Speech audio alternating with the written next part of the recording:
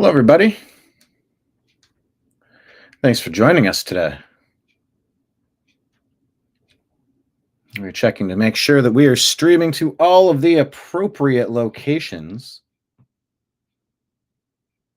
Yes, we are streaming on Rumble. Yes, we are streaming on Facebook. Fantastic. Let me share this to a couple of groups. TNAM Preparedness, TNAM Fake News, Debunking Conspiracy Theories and Propaganda, and TNAM's The Agree to Disagree Show. I will type join our live show now. Kablamo. Perfect. That is sent. And it looks like we are streaming to Kick and X and Facebook and Twitch. Streamer is still offline on D Live. Whoa, darn it. Still offline. Text test from D Live. Why is this still not working? Sent that through. See, we're getting our text messages from the streamer on D Live right there. Text test from D Live. Why is this still not working? I don't know. But we will try to figure it out. All right. Let's get into the program. Cheers, everybody. Are you sipping on a beverage? It's 5 o'clock somewhere, right? Broadcasting to you live from the Orion Spiral Arm of the Milky Way Galaxy, the solar system, planet Earth, North America, the United States of America, somewhere in between two formerly tariffed nations. My name is Brian Engelman. Today is Tuesday, April 15th, 2025, and this is the TNAM AM Show here on the New American Media, because the old American media has failed you.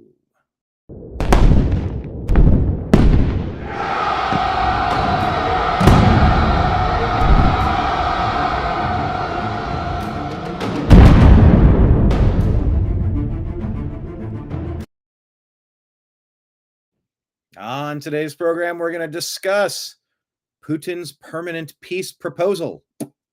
That's a quadruple letter score. That's a good one. I love alliterations, using the same letter, first letter of the word, over and over. We're also going to talk about Blue Origin, the all-lady flight.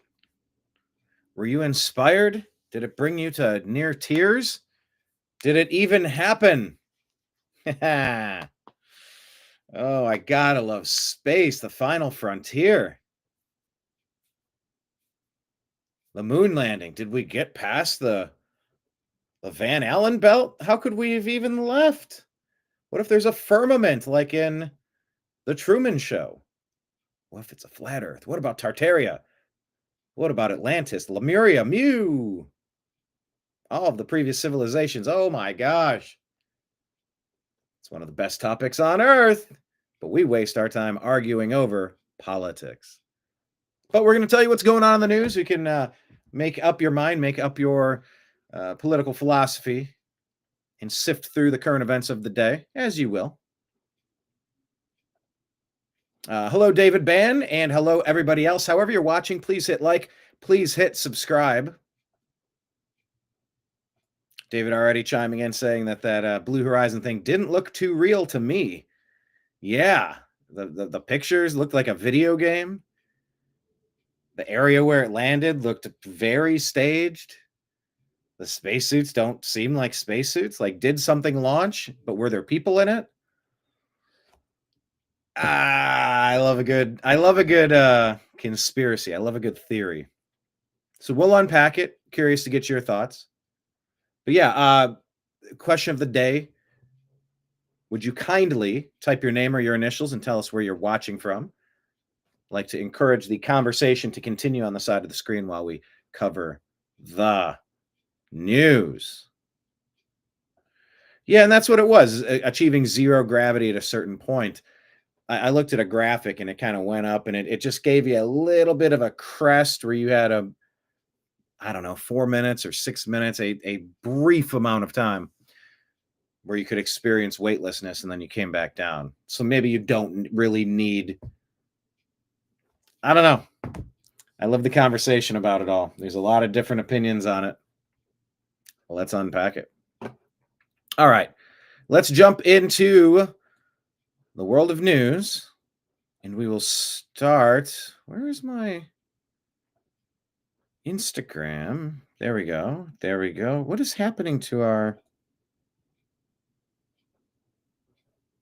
Okay, we used to have a bunch of stories. Where are these stories now?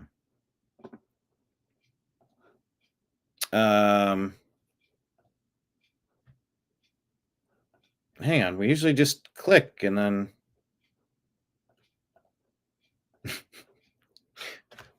Where are the stories? I usually click up in the corner. I click on the logo and it's asking me to change the logo. This is weird. I've done it this way for how long?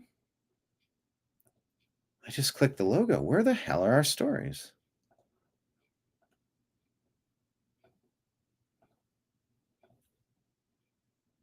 Dashboard? It's not on dashboard.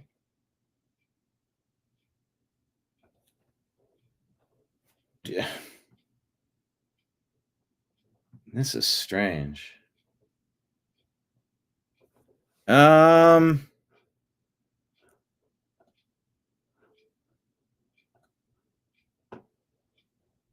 right, just not seeing it.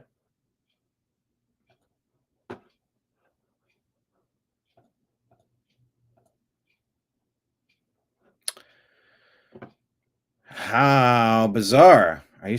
Are there no stories queued up for the New American Media right now?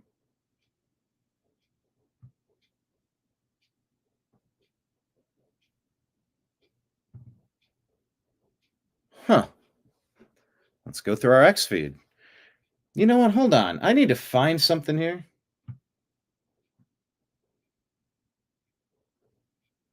Got to try something. Switching to the New American Media. Add to story. Okay, so now will this show up? Home. Click on it. These aren't showing up anymore. See, Instagram removed our account the other day.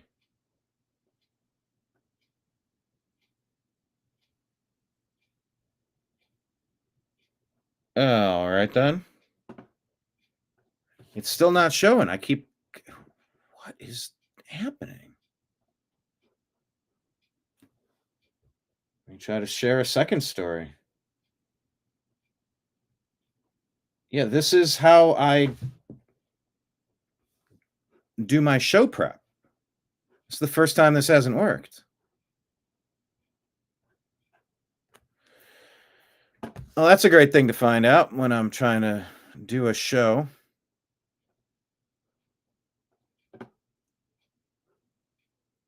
Okay, there's one, but where's the other one? All right, let's just roll with it. Those three women are witchcraft babies. The TNAM AM Show was hard to find again today. Yeah. If it's hard to find, how do you find it? How do you know when it's going live? We actually did have our largest YouTube listenership in a long time. They usually cap us at a certain number of views. It's weird. Like every show, they'll let us get to a certain number, and then it's like nobody else gets to see it. They have a very low number. It's like, yeah, let's just let him pretend that he's doing something over here. That's why we switched to Rumble. That's why we're on different platforms. No, we do not trust Zuckerberg. We do not trust Meta in any way. In no way at all. All right, let's go ahead and share Instagram. I do have something going on here. Did it show up? Here we go. Yeah, that was a weird glitch. Couldn't see our stuff. Let's take a look and have a conversation. I want to see... Okay, let's look at this guy. I want to see an aerial here He's on the radio, that soldier up there. He's on the radio talking, then he points his gun at Trump. Now this is the Butler, Pennsylvania attack. Doesn't take the shot, then he runs away. Who is that guy? Watch this. He's on the radio, that soldier up there. Now why is it not shown? He's on the radio talking, then he... Have to refresh. Man, we're having so many glitches. And the volume there. He's on the radio talking, then he points his gun at Trump. I'm wondering if he's pointing off to the other side. I'd love to see a different angle of this exact moment.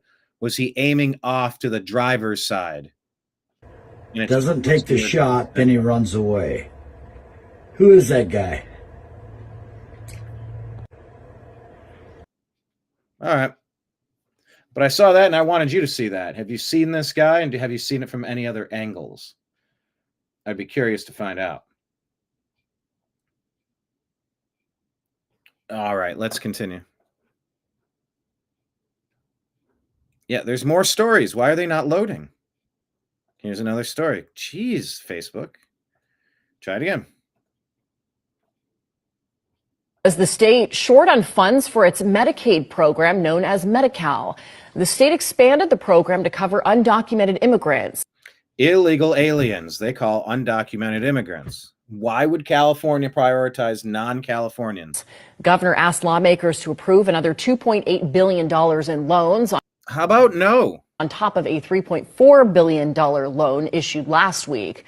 So California now making up a $6.2 billion shortfall in Medi-Cal funds. The money meant to keep the program properly funded through June. The realities are the realities. You have to balance budgets. We balance our budget. Yeah, you balance your budget by prioritizing Californians. You don't prioritize non-Americans. Revenue is holding up. I don't see anything significant along the lines of what some have asserted, but I do see the need to make adjustments and changes broadly in the Medicaid system. Meantime, Republicans blaming Democrats for creating financial insecurity with the Medi-Cal program. They say undocumented people should not be covered. Governor Gavin Newsom. Well, yeah, and they don't get to vote either. That's not hateful. Governor Gavin Newsom said. Let's go to Miss Muckraker here. Always has a drop of interesting stories. DHS Secretary Kristi Noem has issued waivers to expedite border wall construction in California. Good. President Trump says border crossings have hit an all-time record low in March. That's a good start. President Trump says there is a chance that the money from tariffs will be so great that it would replace income taxes. We have talked about this. Could you imagine a world? I can. Oh, you're damn right I can. I mean, how glorious would that be? President Trump here continues. Our farmers are great, but because of their greatness, they're always put on the front line with our adversaries, such as China, whenever there is a trade negotiation. And that is true. Or in this case, a trade war. The same thing happened in my first term. China was brutal to our farmers. Brutal to our farmers.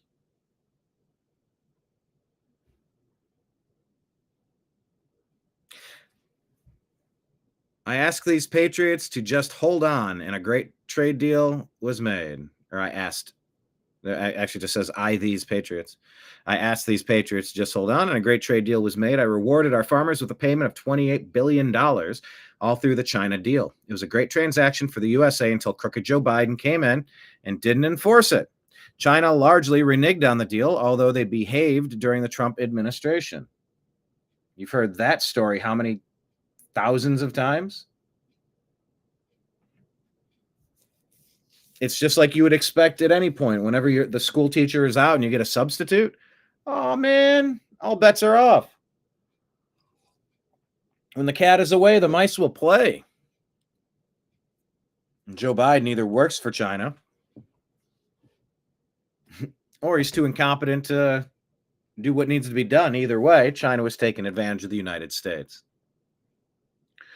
China largely reneged on the deal, although they behaved during the Trump administration, only buying a portion of what they agreed to buy. They had zero respect for the crooked Biden administration, and who can blame them for that? Interestingly, they just reneged on the big Boeing deal, saying that they will not take possession of fully committed to aircraft. The USA will protect our farmers. Miss Muckraker says, POTUS to Zelensky. You don't start a war against somebody that is 20 times your size and then hope that people give you some missiles. We're going to talk about that because there are reports that after a 5-hour meeting, a Putin-backed peace deal has emerged. Will Zelensky accept, and can we move on from this stupid, pointless, idiotic, unfortunate, terrible, terrible war? I would love to see that. I don't think Zelensky wants peace. We shall see. Oh, and there's a connection to the Ryan Ruth who tried to take President Trump out on the golf course. Oh, and there might be a Ukrainian connection to the shooting in Butler, Pennsylvania. Well, we're still trying to get some details on that, but Ukraine might be actively trying to take out our president. So, there's that as a caveat sitting there behind the scenes. Argentina's President Javier Milei says he's ready to sign a new trade deal with the United States. All right. Bet you that one will be pretty fair.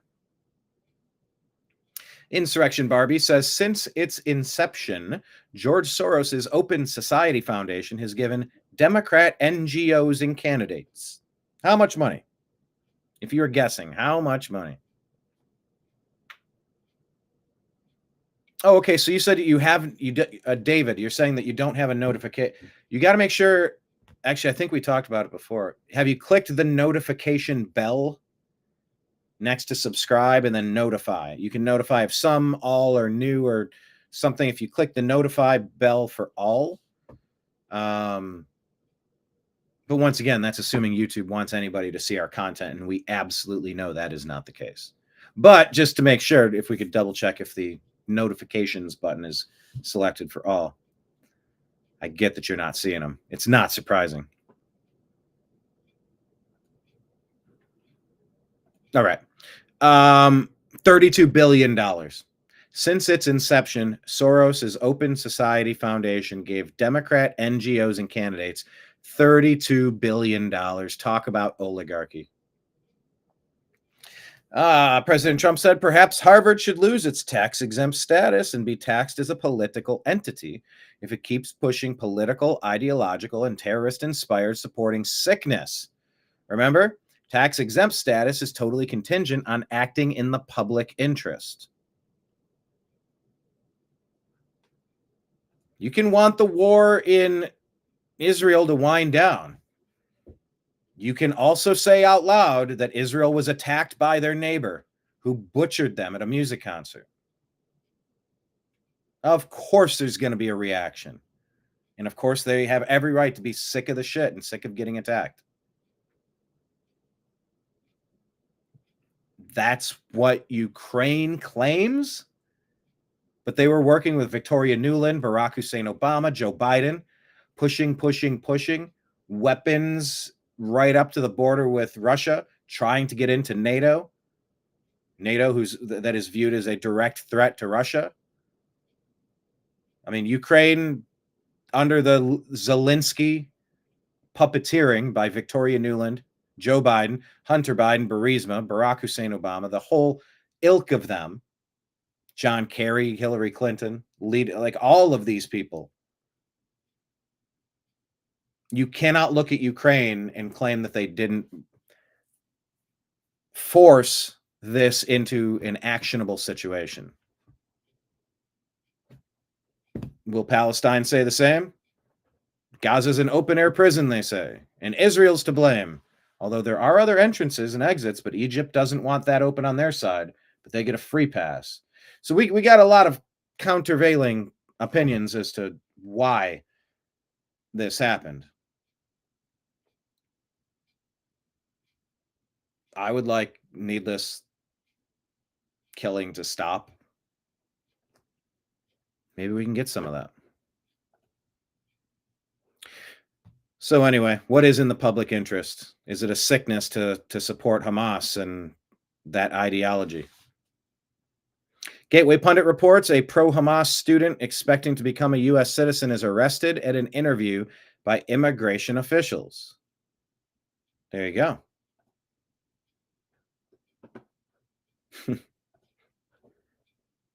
Keep your eyes peeled. Sean Farash says, Trump now has the left full-on advocating for gang members. I gotta change it to that. Let's change it to that. Trump now has the left full-on advocating for gang members to be brought back into the U.S. after being deported. The left, it's absolutely incredible to see how controlled the left is by Trump derangement syndrome. If he endorsed breathing, many of them would likely hold their breath.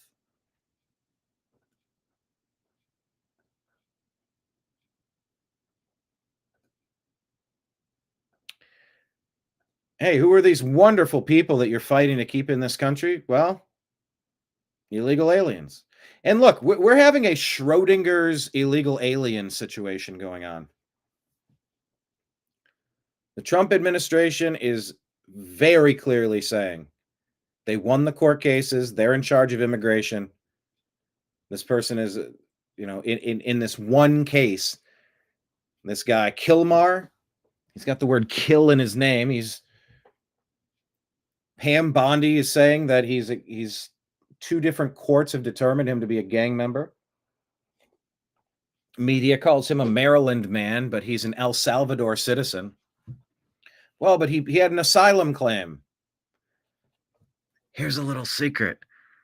The Democrats, the NGOs, the New World Order, the globalists, they have trained every single person crossing the border to say the same couple of words about amnesty, political persecution, religious persecution. Say this and they have to let you in. It's been rigged for decades. So how can you believe any of these claims? There's a lot to unpack. Plus, with Bukele getting rid of the 18th Street Gang, that's my understanding. Now I got to be an expert on Bukele's gangs.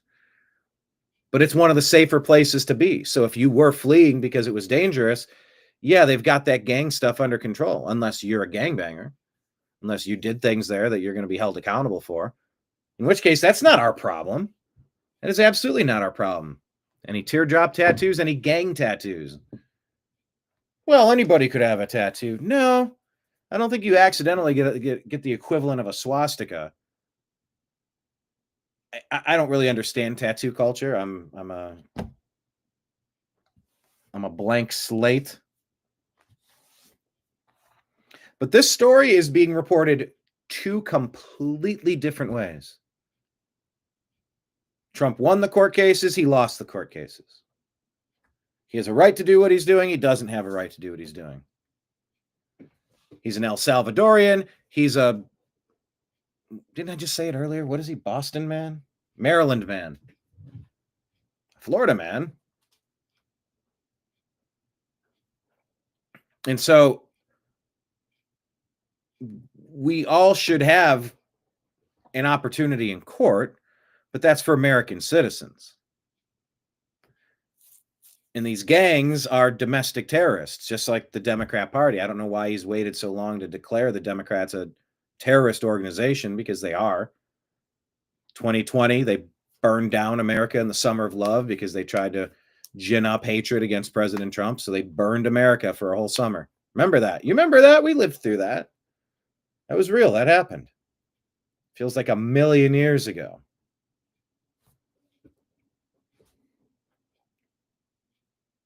But here's a story coming, that is a great question of the day. Actually, how about that? We'll make that. What is this one?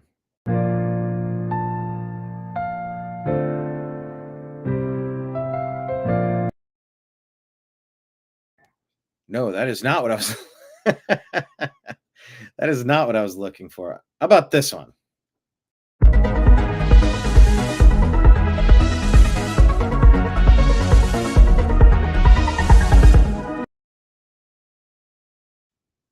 I would like to know in the comments from anybody watching live. By the way, hit like, hit subscribe if you're watching on Facebook or something that has the thumbs up or the hearts. Hit the thumbs up and the hearts and leave some comments because it engages with the algorithm on whichever site you happen to be on, and it will let other people know that they should show this show to more people, because once they tune in, they stay tuned in for a while, and we have a good conversation unpacking the news. Do you agree or disagree with this Kilmar getting deported to El Salvador? And then it's a Bukele situation. Do you want him to come back? He's your citizen. He's like, nope. Okay.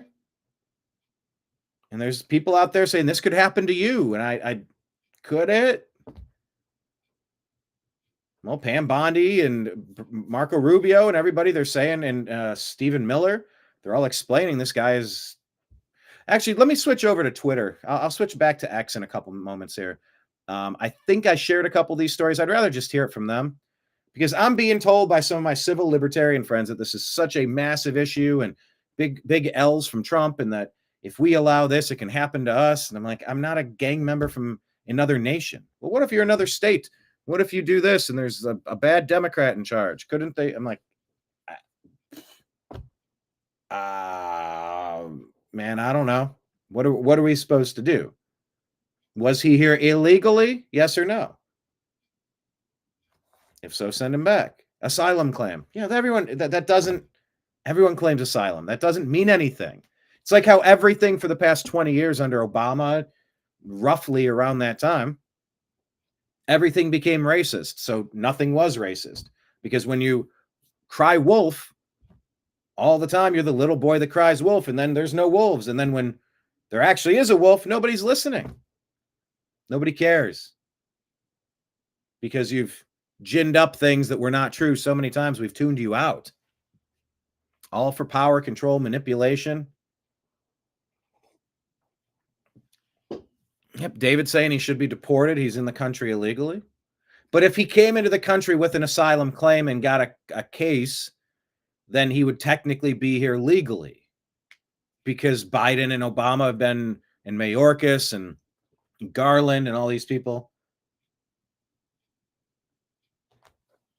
they've gamed the immigration system.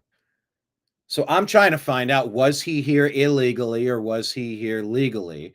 Or was it a gray zone where everyone's exploiting this asylum claim, which makes him unkick-outable? But what if he is a gang member? But has that really been proven? It was proven, except that it wasn't. Guys, I'm sort of like, the more I research this story, the less it makes sense. Like, both sides are entrenched and they know exactly what's going on, and it is literally the opposite stories going the other direction. I'm trying to make sense of it. We covered the story yesterday that what's that guy's name? Carmelo Anthony, the track killer, one that stabbed the twin in the heart. For some reason, the judge took his bail down from $1 million to $250,000, and they've raised $400,000 on GoFundMe. The story is that he was told to move and he didn't like it, so he attacked him and ended the life of that kid. That's not self-defense. You don't get to kill people because they don't want you sitting in the wrong spot. That's not self-defense. If you're getting attacked and chased across a parking lot in between two cars and you fall on your back and shoot, if you're being hit with a skateboard and someone's over you aiming with a gun and you defend yourself, that's self-defense. We went all through the Kyle Rittenhouse thing. But there's a contingent out there. You see it. It's like, well, you let Zimmerman off. You let Rittenhouse off. That's all this is. He's getting off too. And you're like, oh, for fuck's sake. This isn't going to turn into one of these stories, is it? Is this going to be another Rodney? Is this going to be the new George Floyd story that everyone needs to get upset and burn the city down for? Is that what's happening? But we covered that story yesterday. and it gets people riled up. But much like this Kilmar guy, I'm trying to understand it. I'm trying to look at it. I have questions, and I do not have all the information. So I haven't formed a full opinion on the case. I formed a preliminary opinion based on what I have in front of me, if what I have in front of me is accurate, which can be a big if. But I think before we dig in on some of these stories, we need to just slow down and just, okay, well, let me ask a follow-up about this. When people counter and say that, why is that accurate? Why is that inaccurate? We are having two movies playing on the same screen at the same time, and we're watching two completely different scenarios unfold in front of us. Yeah, he is out on bail now. I did see that, David. I saw a string of pictures of middle fingers and weapons, and I saw a story I skimmed past. I don't know if it is that kid. I don't know if it's relevant, but I mean, who brings a knife to a track meet? Although on the flip side, I carried a knife everywhere. It's a tool. I keep it in my pocket. I mean, I lived in Los Angeles. I had a knife attached to my, like, it's a tool. Nothing is an assault weapon unless you decide to assault somebody with it. I went year after year after year with a blade in my pocket. I was always using it out in the garden. I always had it attached to me. So what? We have a right to self-defense in this country. You don't have the right to bludgeon somebody or stab somebody through the heart and kill them because you're mad that they told you to move out of a spot that wasn't yours. Or was it his spot? I don't think it was, but you've heard those allegations and allegations about the altercation as well. So I hope we're smart enough to realize that we might not have all of the pertinent data for all these stories. So that's where I'm at. I'm willing to keep asking questions and digging deeper on both of those stories. The Carmelo Anthony stabber and the Kilmar. He's got the word kill in his name. It's like kill more. Kill more. But something's got to give. Both of these stories cannot be accurate at the same time. I thought it's been misreported, and I'm getting some pushback from places that usually get a lot of stories right. So I'm like, all right, well then either the entire Trump team is mischaracterizing or lying, and Bukele's lying, or you're misunderstanding the story. Okay, Bella's chance. What's up, Bella? In Bella's opinion, it's a non-issue. If you're an illegal, you should be deported. Well, that is the issue, Bella. If he made an asylum claim at the border, and if he was told to do that so that he could game the immigration system, and that granted him some sort of temporary clemency or temporary legal protective status or something, like we're getting into the weeds with this shit here. There is a possibility that he is a Maryland resident who filed for asylum and he's waiting for his court case. And while he's waiting, he's just kicked out. How fair is that? Well, I mean, how fair is anything that the Biden administration did? From the war in Ukraine, pushing for that. And they were pushing for that. They pushed for 12 of the last 16 years with Burisma and Hunter and Clinton, Kerry, Newland. Oh, they pushed for that. Oh, and they got their kickbacks. They got their bribes. They got filthy rich, 10% for the big guy, allegedly. So, yeah, should that person be deported? If they are an illegal, yeah. But the other side is saying, nope. He wasn't in the country illegally. And they're citing a loophole. And you're like, the loophole's the whole problem. Human smugglers. Tell them that you feel persecuted for your religion in your home country and you're seeking asylum. Say it back to me. Say it back 100 times. Make sure you say this exact phrase and they cannot kick you out. But you know what? When I found that people got in as a promoter, I would work clubs. You know, you get a boyfriends or girlfriends or friends of friends, sneak in the back door while you're loading up the band and getting gear in. Get my door guy. Eric, bring him over. Everybody out. Everybody out. Everyone back to the front. Bands, show me your wristband. Bands, you're fine. Everybody else, pay your cover charge, show us your ID. Get your wristband and walk in through the front and then go into the back room. Why should people who aren't here legally get to hang out here? You all leave, then you come back and wait in line and you come back in. So I don't know. Let him await his court case in another country if he's not a citizen. And look, if we need some workers for certain positions in this job, Springfield, Ohio was complaining that their local workforce were all junkies and nobody would show up and nobody would do the job. So thankfully, their factory got these Haitians to come in. Well, there needs to be a very strict vetting process. And there needs to be a very specific tracking system. No, you don't get a social security number while you wait. But if you're here to work and you're going to work and you're going to commit to staying off of public welfare and you're going to stay out of jail, stay away from crimes, and you're going to be a net positive to society, then yeah, get on the 20-year plan to become a citizen.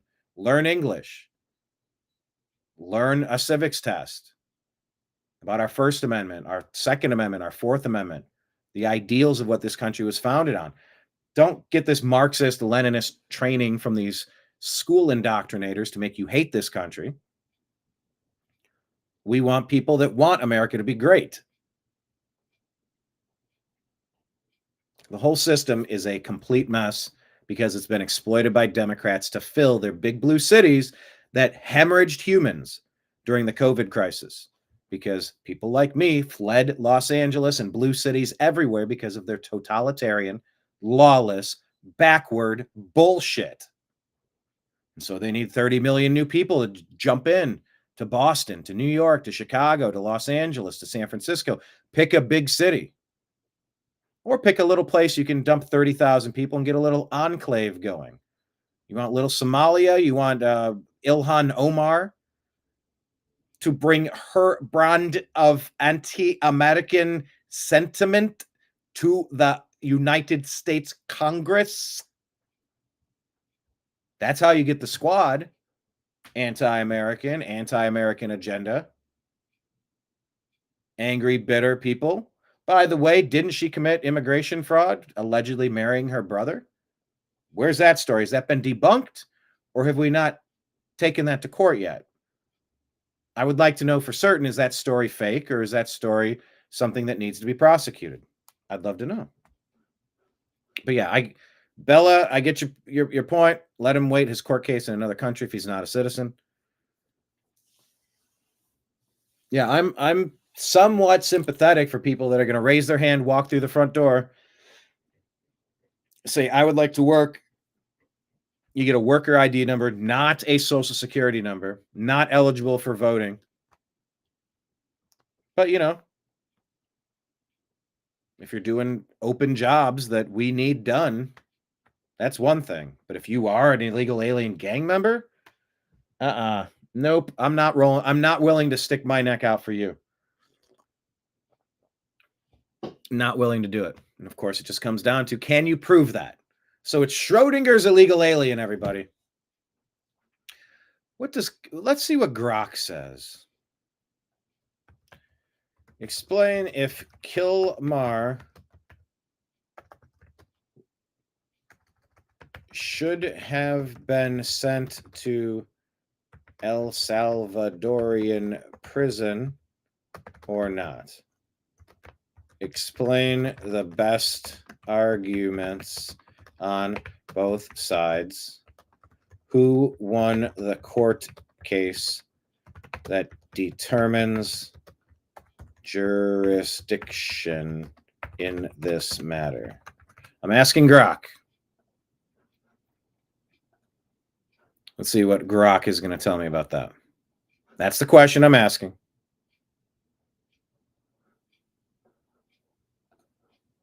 Uh, 8 posts and 15 web pages being cited.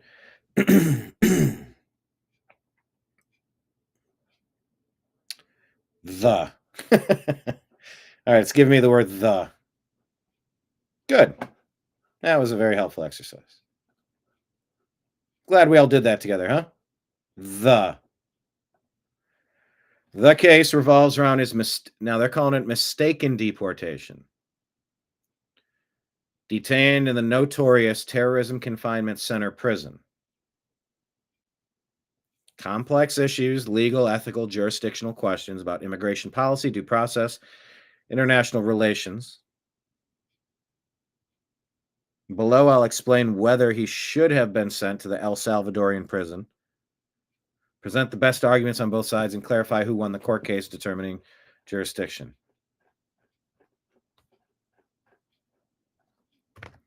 What is the too long didn't read answer to my original Kilmar question?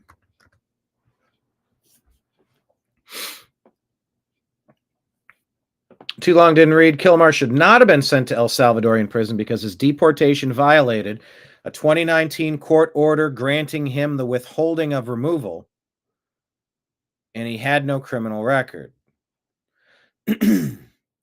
Trump admin argues he was a gang member and that U.S. courts lacked jurisdiction to order his return, while Kilmar's team emphasized due process violations and U.S. responsibility due to a financial agreement with El Salvador. Supreme Court unanimously ruled in Kilmar's favor April 10, affirming U.S. courts' jurisdiction to order his return. But he remains in prison as of April 14th due to El Salvador's refusal to release him. So now it's on El Salvador. Trump admin position hinges on a narrow interpretation of jurisdiction and an aggressive immigration stance, but it appears to prioritize political objectives over legal obligations. The lack of evidence for Kilmar's alleged gang affiliation, combined with the clear violation of a court order, undermines their argument. The financial agreement with El Salvador further complicates their claim of helplessness, as it suggests the U.S. has significant influence over Kilmar's detention. On the other hand, Kilmar's legal team and the courts present a compelling case rooted in due process and the rule of law. The Supreme Court's unanimous decision reflects a rejection of the admin's attempt to evade accountability by invoking foreign sovereignty. However, the practical challenge of enforcing the ruling, given El Salvador's refusal to cooperate, highlights the limits of judicial power in international contexts. This case also raises broader concerns about the potential for abuse in deportation policies, as noted by legal scholars like Lawrence Tribe, who warned that the admin's tactics could set a precedent for targeting anyone, including U.S. citizens, without due process.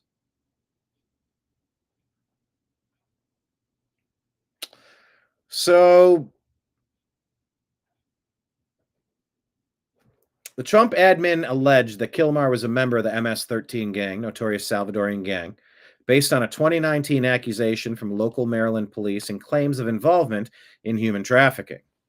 They argued that deporting him to El Salvador, where he could be detained in CICOT, was a necessary measure to protect U.S. national security and keep dangerous individuals off American streets.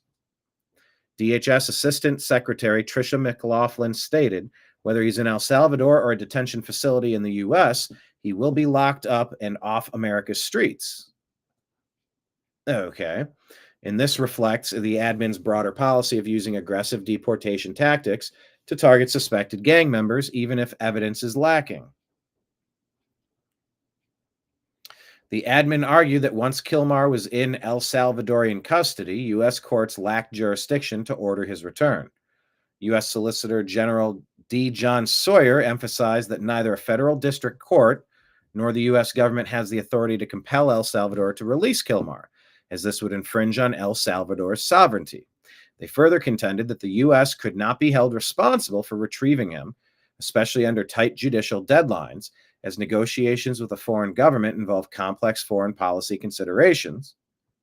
The DOJ claimed the ordering Kilmar's return would amount to district court diplomacy, overstepping judicial authority. The administration admitted that the deportation was an administrative error, but argued this did not obligate the U.S. to retrieve Kilmar. They posited that Kilmar had no inherent right to return to the U.S., as he could have been deported to another country, not El Salvador, under his withholding of removal status. They also suggested that the error was a procedural oversight, not a deliberate violation, and that the focus should be on El Salvador's decision to detain him, not the U.S.'s actions. The U.S. signed a $6 million agreement with El Salvador to house deported migrants in CICAT, which Kilmar's lawyers argued made El Salvador an agent of the U.S. government in this context. So, living in Maryland with a wife who's a U.S. citizen, and they have a 5-year-old child, and he had no criminal record. Is that a green card or arranged marriage? Or just a dude living his life?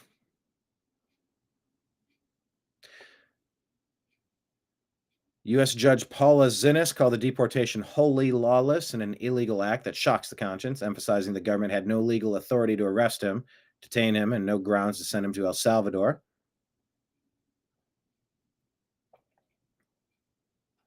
So, there you have it. This one's a little convoluted. They seem to be leaning that this shouldn't have happened. Withholding of removal. Anyway, that's the case according to Grok. It's a complicated story. I'll play you a little bit of what the administration had to say. David says these people need to get it through their thick skulls that he's never coming back to the United States ever again.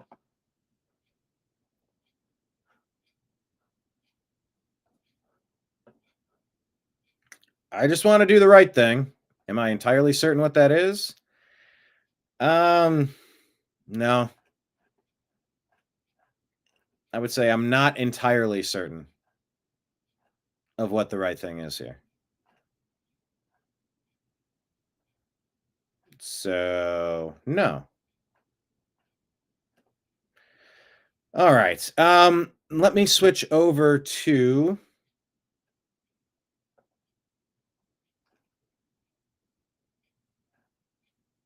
the X feed. I'm just trying to find the right spot to start it.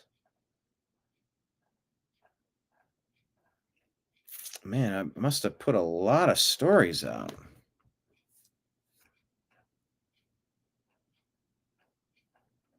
Where was the feed?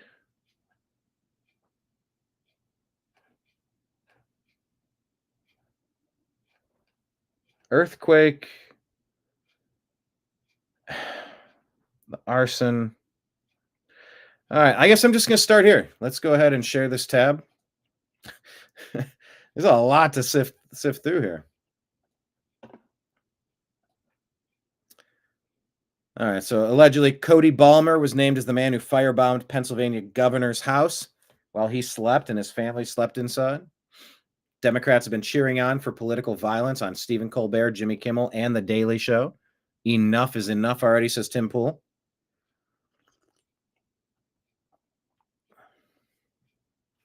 Ford executive goes on a rant at elderly passenger for watching Fox News during the flight.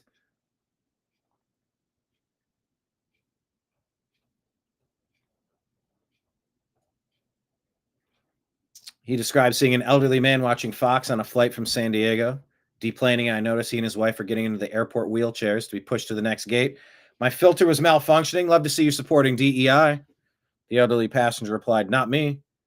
Evans said, yes, you. That wheelchair and the human pushing it are provided at no direct cost to you, rather by a subsidized cost attributed to every passenger in this airport, provided to level the playing field for you. Well, DEI means a lot of different things. A lot. Hey, I'm a Cleveland Browns fan. Check this moment out. This is David Njoku meeting with President Trump.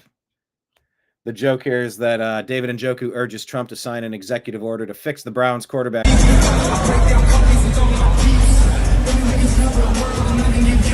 Got to bring the volume down so we don't get a copyright for whatever music is playing. Ted Cruz, Dana White.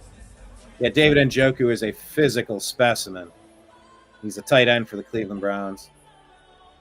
Trump's like, good grief, look at you. And David's like, hey, man, let's take a couple pictures.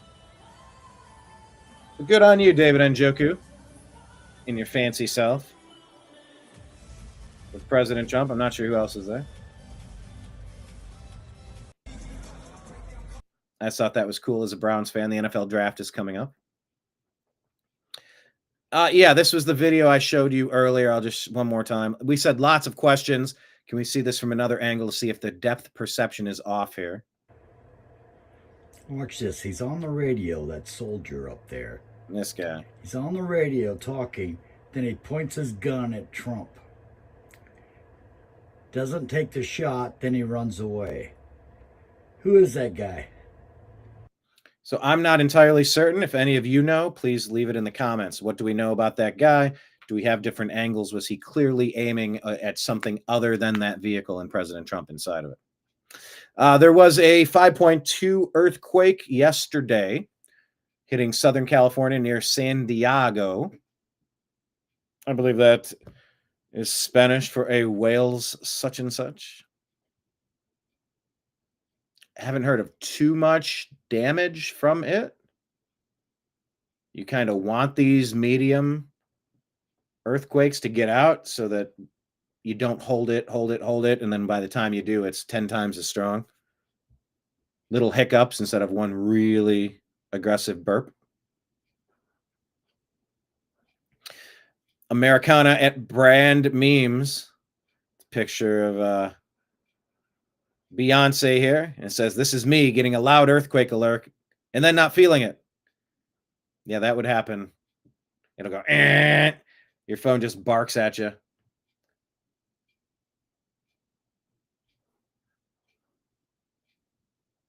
That's kind of funny. All right, so here's the administration explaining what's going on with El Salvador, with Bukele. Take a listen.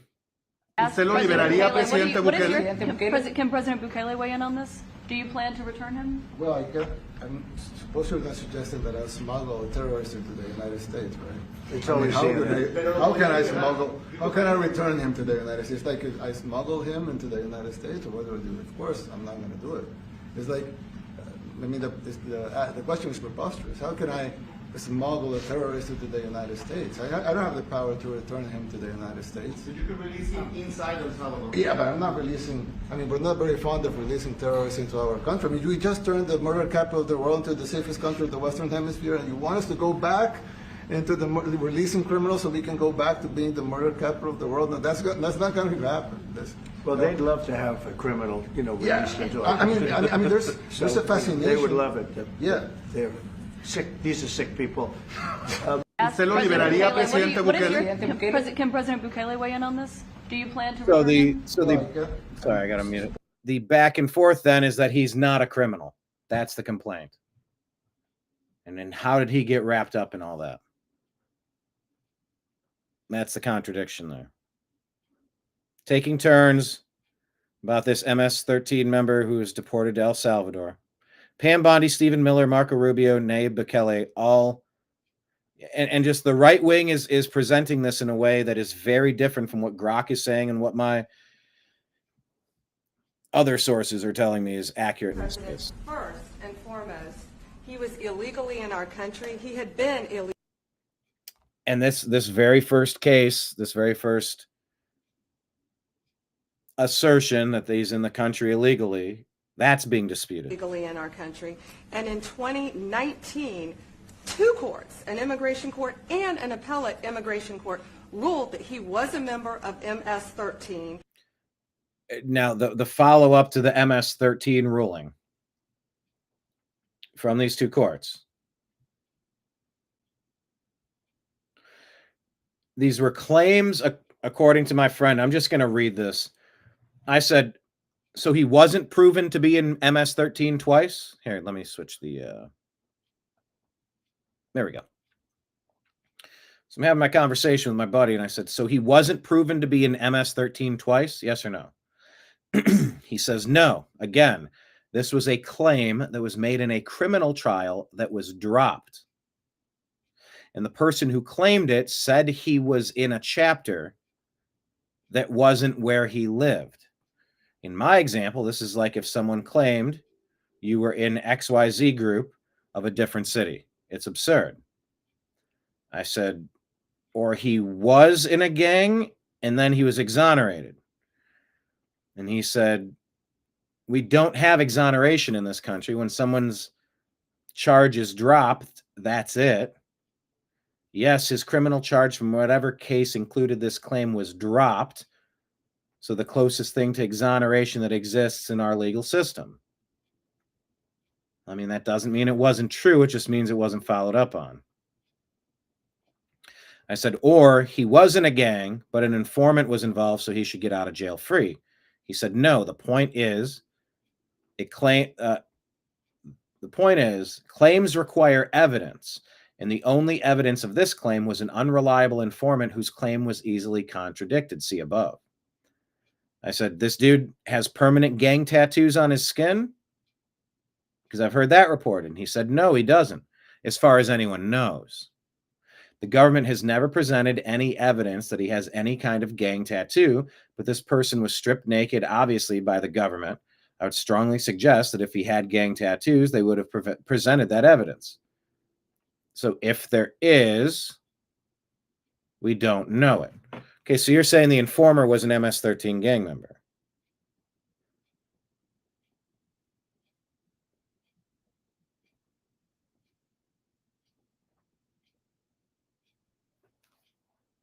I'm asking the question. I asked if he is an El Salvador citizen, why is there a problem in taking him back home? He said, well, a court ruled that he has a valid asylum claim there. So again,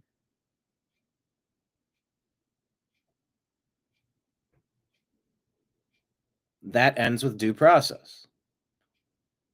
I said, is it about the heavily abused fake claims of asylum that have been massively exploited? See above.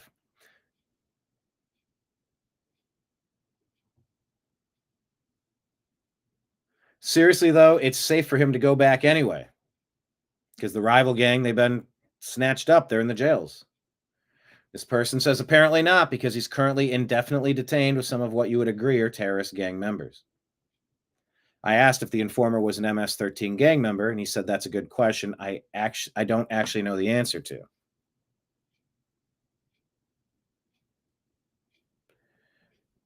A regular in my show said the informant was MS-13 also.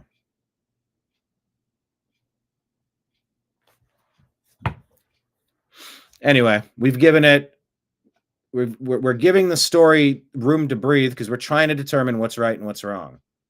And he was illegally in our country. He's illegally in our country, but he had a stay order. He had some sort of order that said he couldn't be. The whole thing is convoluted. Right now, it was additional paperwork had needed to be done. That's up to El Salvador if they want to return him. That's not up to us. The Supreme Court ruled, President, that if, as El Salvador wants to return him, this is international matters, foreign affairs, if they wanted to return him, we would facilitate it, meaning provide a plane. So will you return him? And you are doing a great job. Thank you. Wait a minute. Can you just also respond to that question? Because, you know, it's asked by CNN, and they always ask it with a slant because they're totally slanted because they don't know what's happening. That's why nobody's watching them. But would you answer that question also? Yes, gladly. So this Oh, doggone it. Your administration. This new mouse has a button that clicks you ahead of page. Well, let me. El Salvador. So, yes, gladly. So by CNN, and they always ask it with a slant because they're totally slanted because they don't know what's happening. That's why nobody's watching them. But would you answer that question also? Yes, gladly. So, as Pam mentioned, there's an illegal alien from El Salvador. So, with respect to you, he's a citizen of El Salvador. So it's very arrogant even for American media to suggest that we would even tell El Salvador how to handle their own citizens as a starting point. As 2 immigration courts found that he was a member of MS-13. When President Trump declared MS-13 to be a foreign terrorist organization, that meant that he was no longer eligible under federal law, which I'm sure you know, you're very familiar with the INA, that he was no longer eligible for any form of immigration relief in the United States. So he had a deportation order that was valid, which meant that under our law, he's not even allowed to be present in the United States and had to be returned because of the foreign terrorist designation. This issue was then, by a district court judge, completely inverted, and a district court judge tried to tell the administration that they had to kidnap a citizen of El Salvador and fly him back here. That issue was raised to the Supreme Court, and the Supreme Court said the district court order was unlawful, and its main components were reversed 9-0 unanimously, stating clearly that neither Secretary of State nor the President could be compelled by anybody to forcibly retrieve a citizen of El Salvador from El Salvador, who again is a member of MS-13, which, as I'm sure you understand, rapes little girls, murders women, murders children, is engaged in the most barbaric activities in the world. And by the way, that is the story that I have pulled up on the other batch of stories here. That's exactly where I was. 2 men with reported ties to Tren de Aragua. Well, let me just give you this story real quick, because this is why I went off on this tangent. I'm having this long back and forth in a thread with one of my journalism buddies. And, I don't have a horse in the race. I'm just trying to figure out what the right answer is. But yeah, 2 men, reported ties to TDA, arrested for allegedly kidnapping, torturing, and shooting a woman in Burien, Washington. So yeah, occasionally you might extradite a person or two. And all right, I'm all about making it right, whatever that looks like. But I'm also very aware of how abused our asylum-seeking claims have been all across the globe, really. But let's listen to this story. 2 men are facing charges in the disturbing kidnapping and torture of a Burien woman. Thanks for joining us here at 6. I'm Preston Phillips. And I'm Mary Num. The victim told police she was forced into a car as she was arriving home from work, and what happened next nearly killed her. It's a case investigators have been trying to solve for months. KOMO's Jeremy Harris live tonight with the story in Burien. And Jeremy, the allegations here are just shocking. Preston, and they came to light today in charging documents that were just filed here in King County that alleged 2 men came up with a plan to kidnap a woman, steal her car and jewelry, and then kill her, but she survived. Gross. This is the Burien apartment complex where police say 2 men kidnapped the woman as she was getting home from work. Gross. From here, investigators say the men used a power drill on the woman's hands, threatened her, and eventually drove her here to the mountains near Snoqualmie Pass, where they forced her over a Jersey barrier and then shot her. She told police she played dead and waited for the men to leave before flagging down help. After months of work from the King County Sheriff's Office and the FBI, 2 men, Alexander Arnaez and Kevin Sanabria, are now in custody, charged with kidnapping, robbery, and attempted murder. While in that vehicle, they used a power drill to drill into her hand to get access to her cell phone as well as bank accounts. There were threats made during this time as well to kill the victim, kill her family, feed her to the bears. Investigators noted in their report that the victim and witnesses had extreme fear of retaliation, noting one of the men has possible ties to a Venezuelan gang. 2 men are facing charges in the disturbing kidnapping and torture. So this is what we're trying to get out of our country. We're trying to remove the cancer.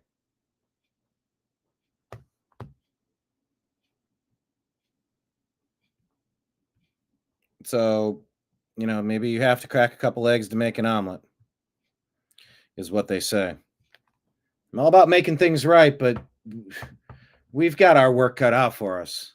Big time.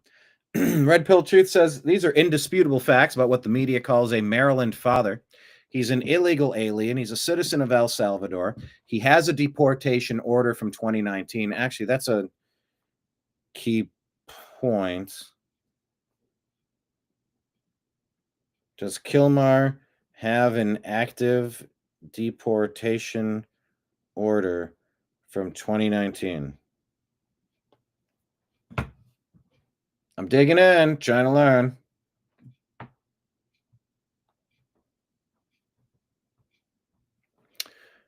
Deportation order from 2019. I'm trying to find out if that is accurate.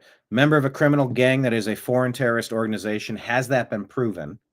He has only one option, and that's to be deported to his home country, they say. Where else should he be deported to or live? The media and Democrats want him returned so he can be your neighbor, says Red Pill Truth 2024. I don't know if all that's verified. Daily Mail, what is this? A sanctuary city scandal. Migrant who set fire to woman as she slept on New York City subway has avoided deportation. Yeah, I mean, does that mean he's on an express lane to the electric chair? Yeah, this should be a public execution. I'm so sick of Americans being abused. If we're not going to stand up to defend them, I don't know. What even are we doing?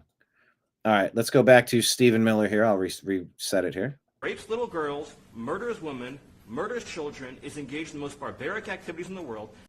Like using power drills through their hands when you try to kill them to steal their stuff. And I can promise you, if he was your neighbor, you would move right away. So you don't plan But to the ask for Supreme anything Court else is to get asking him back? to. And what was the ruling in the Supreme Court, Steve? Was it 9-0? Yes, it was a 9-0 In our favor. in our favor against the district court ruling. And this 9-0 ruling has been reported in Trump's favor against Trump. This cannot be two things at once. And they are both claiming victory in this 9-0 ruling. Grok and my buddy are both leaning toward no, the Trump administration is mischaracterizing this 9-0 ruling as a win.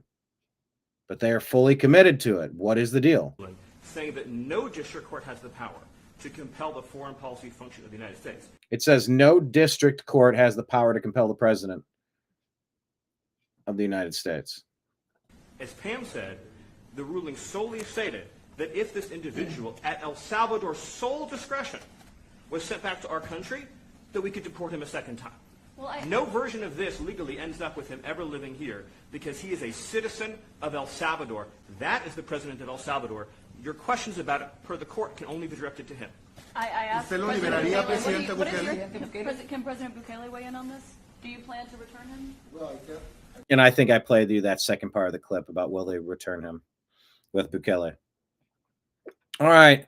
Here's Stephen Miller. He's going to explain it again. Kilmar Abrego Garcia from El Salvador. Eric Daughtry put this out there. And this is on Fox. Ooh, there's a lot here. Let's take a listen. Number one, DOJ said a federal court cannot compel the executive branch to engage in any mandated act of diplomacy or incursion upon the sovereignty of another nation. So your argument is that you don't have to bring him back home, but will you? So I want to correct, I hate to do it, Bill, but I got to correct you on every single thing that you said because it was all wrong. First, we won the Supreme Court case, clearly, 9-0. A district court judge said unconscionably that the president and his administration have to go into El Salvador and extradite one of their citizens, an El Salvadorian citizen, so that would be kidnapping, that we have to kidnap an El Salvadorian citizen against the will of his government and fly him back to America, which would be an unimaginable act and an invasion of El Salvador's sovereignty. So he appealed to the Supreme Court, and it said clearly, no district court can compel the president to exercise his Article 2 foreign powers in any way whatsoever. DOJ called me after that Supreme Court ruling, and they said, this is amazing. We won this case 9-0. We are in excellent standing here. So this has been portrayed wrong for 72 hours in the media. They said the most a court could ever compel you to do would be to facilitate return, which would basically mean if El Salvador voluntarily sends him back, we wouldn't block him at the airport. We would put him back into ICE detention, and then he would be deported either back to El Salvador or somewhere else. The Supreme Court said that is the most the government can be expected to do. So we won the case handily. The misreporting on this has been atrocious. Okay, Secondly, I appreciate he was the not, no, Bill, it's clarification, important. that's the case. He was not mistakenly sent to El Salvador. Okay, so do you still He's believe an illegal he is a alien member of from MS? El Salvador. Hold on, this is important. In 2019, he was ordered deported. He has a final removal order from the United States. These are things that no one disputes. Where is he from? El Salvador. Where is he a resident and citizen of? El Salvador. Is he here illegally? Yes. Does he have a deportation order? Yes. A DOJ lawyer who has since been relieved of duty, a saboteur, a Democrat, put into a filing incorrectly that this was a mistaken removal. It was not. This was the right person sent to the right place. Now, some have said, well, but he had a thing called a withholding order. So a withholding order means you've been ordered deported, but an immigration judge is saying you cannot go back to a particular country.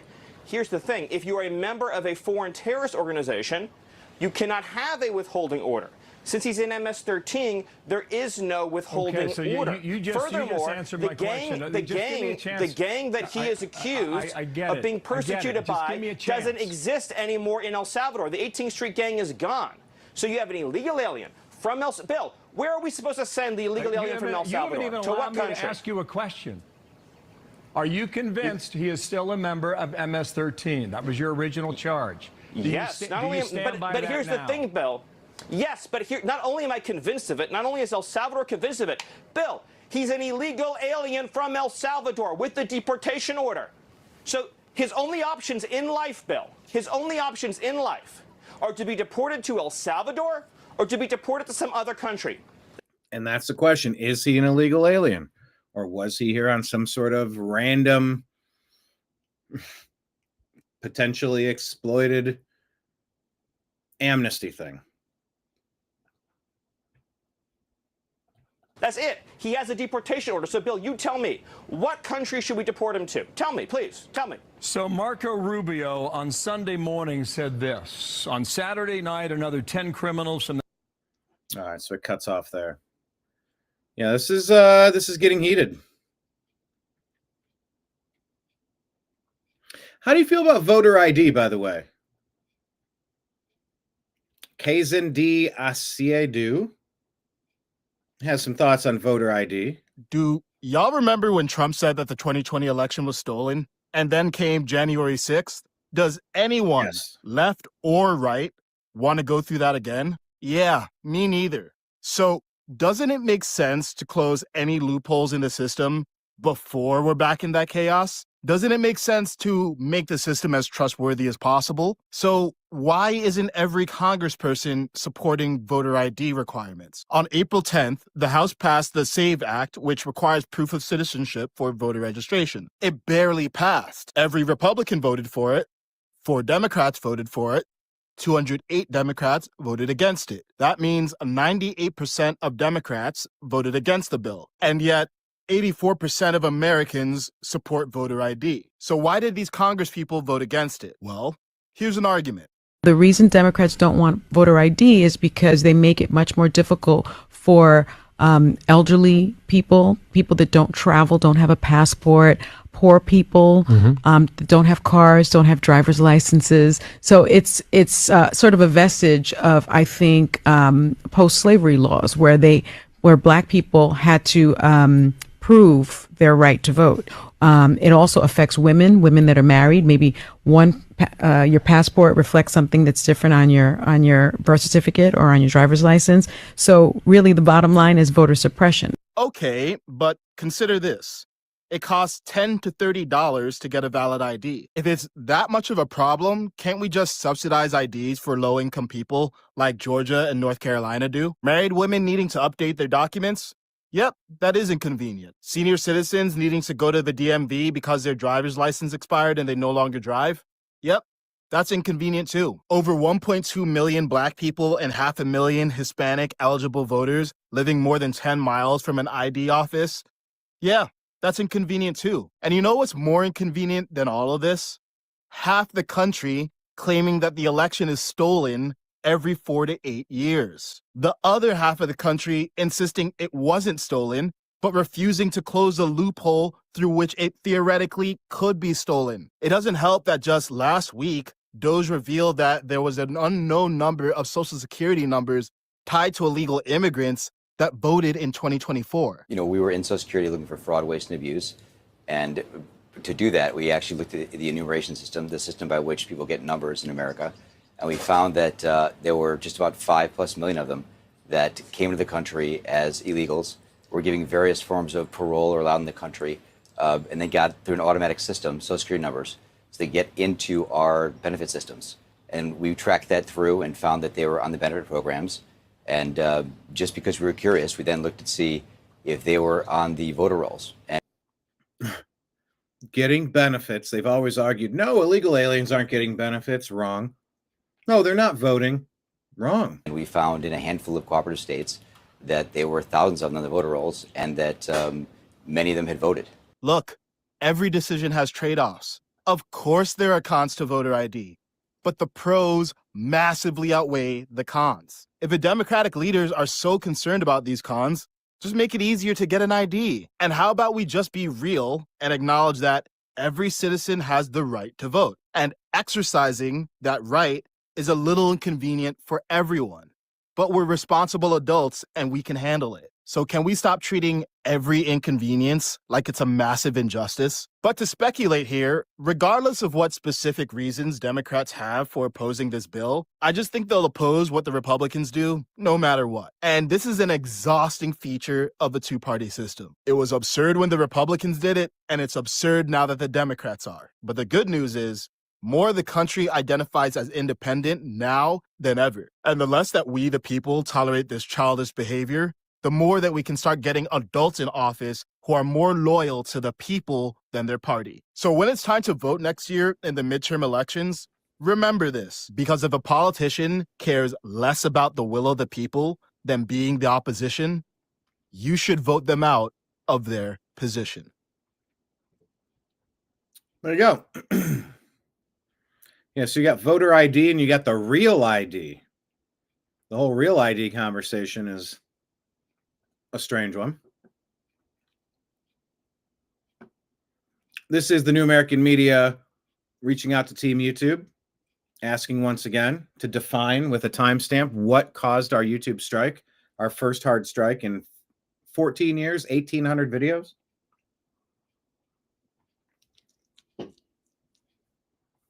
They've so far refused to answer the question.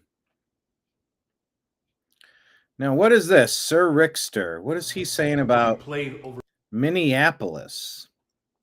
This is where Blake and Kenneth, where they have their roots. What's going on here? Minneapolis becomes the first city to allow Muslim prayer to be played over loudspeakers 5 times a day. They went as far as to change the noise ordinance to allow it. Is this coming to your city? Change the noise ordinance to allow it. Taking over parts of a nation and changing it. Let's listen to Alex here, talking about President Trump being proven right again. What is Communist China doing with the critical materials that the United States need?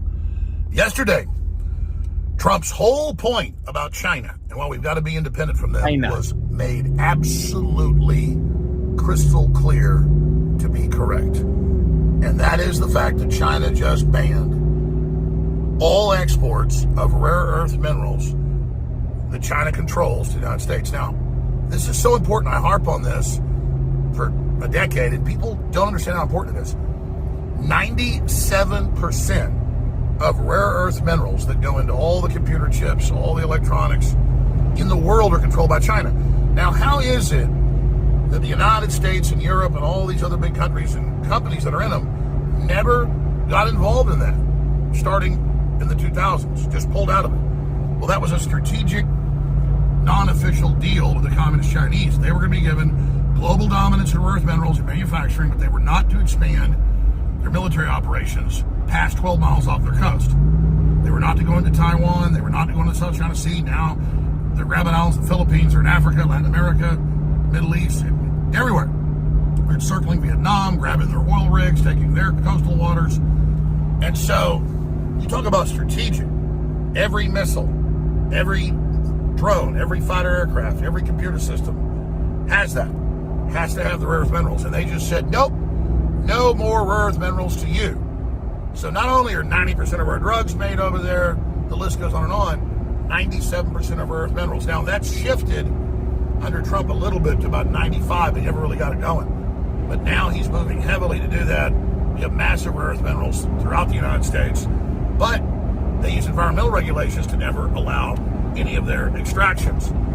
So all your electric cars, all your batteries, all your cell phone parts have got rare earth minerals in them. And China doing this, Trump has forced them into doing what they were already planning to do, strategically cutting us off. 20 years ago, we were still the dominant exporter in the world. Now we're not. So we've been completely set up by traders inside our government that sold us out to China. They were the globalist middlemen. China double-crossed them, so their globalist program failed even before Trump came along. I've been pointing this out for decades, and now here we are. So this is massive. This makes all of my points, all of Trump's points, and anybody not getting behind what Trump's doing is an idiot. We're winning the trade war. China took the bait with the massive, quote, retaliation, our retaliation. Trump always planned to put the tariffs on these other countries, then pull them back to get them to join our alliance. That's the carrot and the stick. That's the art of the deal. That's the facts. I'll be on the air today at 11 a.m. Central.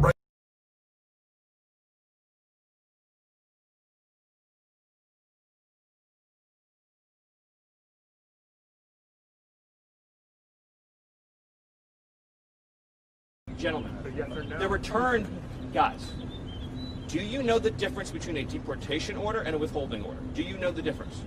Any of you, please. Do you? Well, we're not in the government. But so you didn't say. So you couldn't even spend 72 hours over the weekend learning the distinction, even though you've been writing and talking about it this whole time. Steven, we're not going anywhere. On the gold cards. Just raise your hand. Does any of you know the difference between a deportation order and a withholding order? How do you know that he's a member of MS-13? The White House has repeatedly said according to intelligence. By the way, according to our government and his government. In other words, his government has confirmed based on their own intelligence that he's a member of MS-13. First of all, do you dispute that he's an illegal alien? What's that? Do you dispute that he's an illegal alien? No. Okay. And do you dispute that as an illegal alien, we have the right to deport him? Going through he went through the legal process. So I want to be very. What I'm getting from this conversation, which is educational for me, is that not one person in the media knows the difference between a deportation order and a withholding order. Is that a fair statement? You're learning about this all for the first time right now? I guess so. Okay. So the deportation order means the judge has said he must be deported from the country. He has no right to remain here any longer. He must be removed from the country. One person in the media knows the difference between a deportation order and a withholding order. Is that a fair statement? You're learning about this all for the first time right now? I guess so. Okay. So the deportation order means the judge has said he must be deported from the country. He has no right to remain here any longer. He must be removed from the country. So his only options are to be deported to his home country or another country. That's it. There's no other option. He doesn't get to stay here. He doesn't get to live here. He has no future here. He has no right to be here. He's an illegal alien. So when you keep saying return, because you've been spun up by the open borders advocates, you all seem to be operating under the illusion that he would be able to come to the United States and just continue to live here illegally. That's not an option available to him. His only choices in life are to live in El Salvador or to live in another country. That's it. There's no other option, legally or otherwise, because he came to our country illegally. Do you understand that? Stephen, can I ask, as a matter of policy, does the administration believe that immigration judges, because they're under DOJ, that their orders can be overruled by what the administration wants? Is that a general matter of policy? Well, actually, so specifically, the Attorney General has authority to overrule the immigration courts, and that's actually by statute, yes. Other questions? Stephen, on the gold card, the President and Secretary Lutnick have suggested they're lining up applicants already. How many people do you expect to be tagged to this program when the President announces it this week, if he actually announces it this week? I'll let Secretary Lutnick provide that update, but I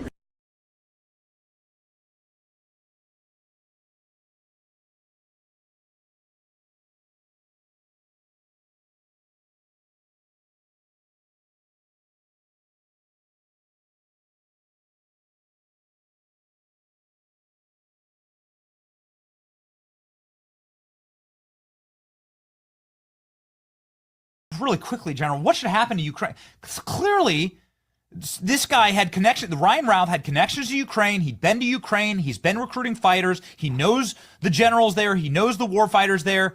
He had a no-look visa policy to bring in terrorists to Ukraine to fight for Ukraine. He's a Ukraine fanatic. And now he's going to Ukraine to get American-made munitions to kill Trump and someone new in Ukraine. I think this obviously is why President Trump treated Zelensky the way that he did in the Oval Office. Yeah.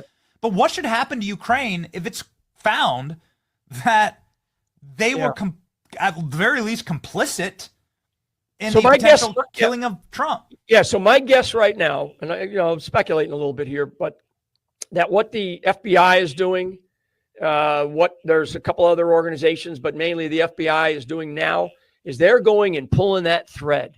So all the way down into Ukraine. Who was this guy talking to? You can pull, and they'll pull the financial records, they'll pull the phone records, they'll pull the records of people in Ukraine. By the way, I noticed I was on mute. I hope I wasn't on mute for too long. I can't remember if I just clicked it when I entered this new topic or if it was muted the whole last time when I was giving commentary. If so, sorry about that. User error. I'm navigating between multiple screens and clicking on many different buttons as I juggle chainsaws here. They continue. Because, that's treated a little bit differently between U.S. law and international law. So they're going to go and dig into this stuff. I guarantee it. They're going to go down to the gnat's rear end, and they're going to find the people that he was talking to, and they'll go, okay, well, what did he say? Who was he working with? Was there any associates with him when he met in these various meetings to purchase this stuff? Who was going to pay for it? Is this guy financially independent, wealthy? And was he going to pay for it? So there's a lot of little questions that got to be tied together, or the answers got to be knotted together here, and that'll come back. And when that comes back, trust me, there's going to be hell to pay, because there are people in Ukraine that were part of this, guarantee. And now you got to say, okay, Zelensky, was this some group that you were aware of? Are these guys in your military? Where were these weapons coming from? Were these weapons that were being brought in out of a warehouse, or were these being black marketed into Ukraine? And if they were being black marketed into Ukraine, where were those stingers coming from? Were they coming from Syria? Were they coming from Libya? Were they coming from Afghanistan? So there's a whole, thread that's got to be pulled, and we got to learn these things, because if we don't, because there's another Stinger missile out there waiting somewhere, Benny. Trust me, there's another RPG waiting out there somewhere that has enough range at a certain distance to be able to take an aircraft out of the sky. And that's what we have to be so smart about how this is done. Really smart, really careful. They were using dummy planes because they realized that this was a strategy that they were employing. They wanted to take out the planes with some rocket-propelled grenades or some handheld missiles or whatever exactly they're calling these things, these stingers or whatnot. Ugh. Now, last word from me, Benny, is that, will the FBI under Kash Patel, are there enough good guys and gals in the FBI that are going to take this shit, excuse my Irish, seriously and get in there and dig into the kinds of things that I'm talking about? And I mean, do it quickly, so we don't have another problem. We don't have some other nut job or somebody that they've decided that they know they can grab hold of this guy, and this guy will go do our bidding, and we got to give him the right equipment, and he's going to go into some town in the U.S. or when Trump's flying around in his various international foray that he's about to go out internationally here within the next couple of weeks, big trip. We've got to make sure that he's protected. And that's why I think that some of that information has not been forthcoming. Really quickly, General. We need to get to the bottom of these assassination attempts. I still don't feel like we have an accurate accounting of what happened. This is Vice President Vance going after Jake Tapper. Fraud, defamation, racketeering, campaign finance violations, and conspiracy in the attempted overthrow of the United States government during the 2016 presidential election, says Real Robert. Take a watch of this. You guys talked about the Russia hoax nonstop. The FBI was investigating it. The FBI was investigating it, so we recovered them. And so you took the words of unnamed FBI agents and put them on your network as if they were the gospel truth. You did it again and again. A viewer of your network would have believed that Donald Trump and Vladimir Putin conspired in 2016. No. That was totally and preposterously false. No. Well, that's what you just said is why. false. President Trump has gone to, quote, extraordinary lengths to keep specifics about his meetings with Russian President Vladimir Putin secret, even keeping them from top members of his own administration. Take a listen to how President Trump responded Saturday night when asked directly if he has ever worked for Russia. I think it's the most insulting thing I've ever been asked. I think it's the most insulting article I've ever had written. The president did not directly answer the question. It's a stunning turn of events. Do you think the president of the United States ever worked on behalf of the Russians against American interests? The media. The media. The good old media. You don't hate them enough. President Trump here talking about Zelensky. I think we mentioned this earlier. Let's hear it in his words. But that's a war that should have never been allowed to start. And Biden could have stopped it. And Zelensky could have stopped it. And Putin should have never started it. Everybody's to blame. Have you spoken to President Zelensky, sir, about his offer to purchase more Patriot missile batteries? Oh, I don't know. He's always looking to purchase missiles. You know, he's against. Listen, when you start a war, you got to know that you can win the war, right? You don't start a war against somebody that's 20 times your size, and then hope that people give you some missiles. Yeah, President Trump is really sick of it. Really fed up. Clandestine says Trump has absolutely had it with Zelensky. Zelensky's clock is about to strike midnight. Keep your eyes peeled. Keep your eyes potato peeled. Paul Sizipula shares this video from a woman in Kansas who smushes mashed potatoes into the side of a man's Tesla. He confronts her and she becomes unglued. Buddy, what are you doing?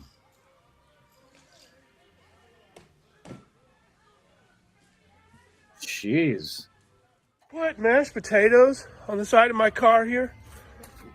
And smashed his car, the side view mirror.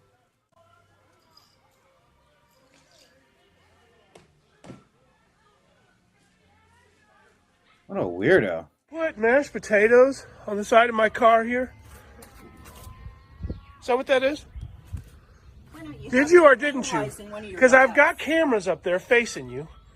And I've got you on camera. Showing who threw that here. Get off of my side of the driveway. Now! I'm not on your side. This is the middle. No, it isn't. You want to bet? You are trespassing. Have a You look-see. are trespassing. This is my side. Get off Now of listen. my parking area. Listen, did you throw Get out of here! fast food on the Get side of my outta Tesla? here. No! Why did you throw fast food on the side of my Tesla? You threw mashed potatoes on my car. What is wrong with you?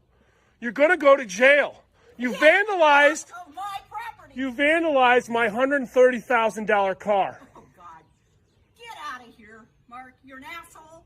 You sit here, you drive in, you drive out, you have junk cars all over. What do? You drive in and you drive out. That's what people do in their driveways, you moron. You're an idiot. Get out of here. Get off of my property. So I never know if these videos are fake. If they're legitimate or not. But man, oh man. The unhinged people. So it's a weird thing to navigate. Wall Street Apes here says Tucker Carlson interviewing today. His interview today on 9/11 talks about Hillary Clinton murdering Muammar Gaddafi. Before Gaddafi was murdered, and he exposed live on CNN that it wasn't Osama bin Laden who was responsible for the 9/11 attacks. It was America. CNN cuts him off and rushes to a commercial break. Do you remember this one? Do you remember this happening? Well, let's go ahead and play it. How about Al-Qaeda? القاعدة وين هي؟ Where is القاعدة? القاعدة هنا في نيويورك. القاعدة is here in New York. من هو بن لادن؟ Who is he, bin Laden? He committed a heinous act. هو بن لادن عملها. Bin Laden made this heinous act. You don't think what Osama bin Laden did was wrong? هل هو كان في إحدى الطائرات اللي ضربت الأبراج؟ Was he on board one of those aircraft No. that hit the tower? But he took credit for sending them. لا هذا شيء ثاني لكن This is another thing. يعني ما اعتقدش الان بين يدينا حكم قانوني ضد بن لادن بهالخصوص. I don't think that in front of us we have a court sentence vis-a-vis bin Laden or in this regard. يعني الارهابيين اللي ضربوا نيويورك ما همش افغان. The terrorists who hit New York are not from Afghan. They're not Afghani. ما طلعوش من الطائرات من افغانستان او من العراق. They did not use the airplanes or take off from Iraq or Afghanistan by airplanes. طلعوا من مطار كندي هنا. They flew from JFK airport here in New York. وهو العمل كله حصل داخل امريكا. The whole action was done here. وتدربوا هنا في امريكا. They were trained here. لم يتدربوا في العراق ولم يتدربوا في افغانستان. They did not train, or they were not trained in Iraq or in Afghan. I mean, they did. Where is it? Florida, I think. Oh, okay. We'll be right back. I mean, that is the land of unconfirmed. Yes, we came, we saw, he died. Did it have anything to do with your visit? No, I'm sure it did. Yes, we came, we saw, he died. Did it have? Yes, we came, we saw, he died. That was almost your president, people. Yeah, this 9/11 story, we're getting right back to it. It's time to reevaluate and understand what really happened to all things Americana. We've had certain versions of stories, but we're trying to figure out what the truth is. Is Pam Bondi accurately representing this story? Jesse, you know, when you're listening to all these liberal reporters, they keep calling him a Maryland man. He's not a Maryland man. He's part of a foreign terrorist organization. He's a member of MS-13 who as you... And the complainants are saying you haven't proven that. You had an informant in 2019 allege something. The case was dropped. He was never guilty of any of that. And if that's true, that's a problem. That is a problem. Laid out in your monologue, came to this country and committed just gang acts. He was caught and he was committed just gang acts. Was he convicted? Nimbus, why are you jumping in front of the screen like that? Buddy, come on.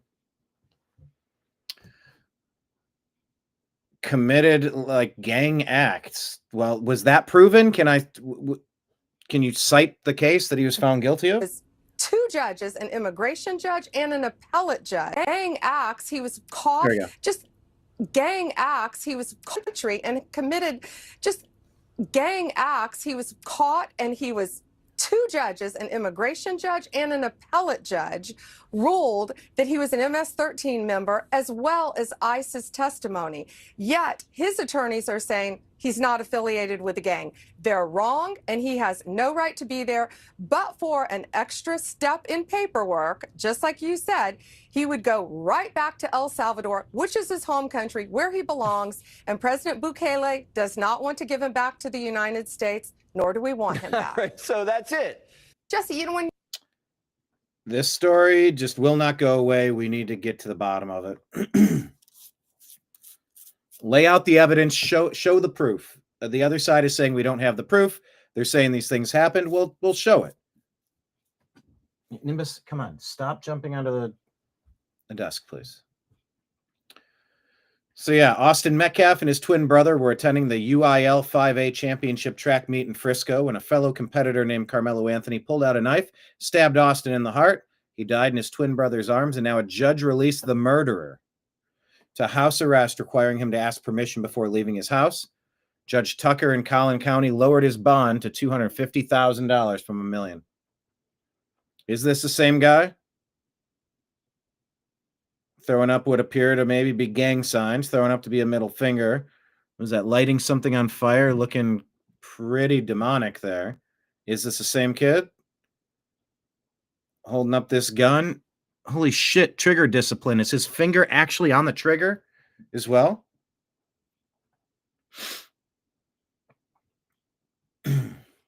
People are donating to this guy like he's a cult hero. I look forward to the trial and figuring out what exactly happened. Why were you armed, Carmelo? Why were you armed at school? Why were you armed at a checkmate? Explain your self-defense. How is this self-defense? Excuse me. Carmelo, you can't say.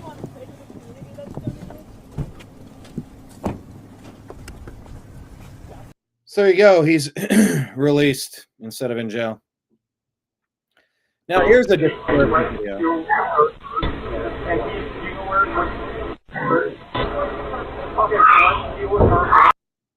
Kadarius Davis, who is expected to be picked in the 2026 NFL draft, was caught on ring camera beating and choking his girlfriend after she broke up with him. This isn't assault. This is attempted murder.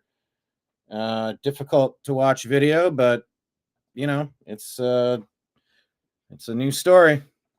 Excuse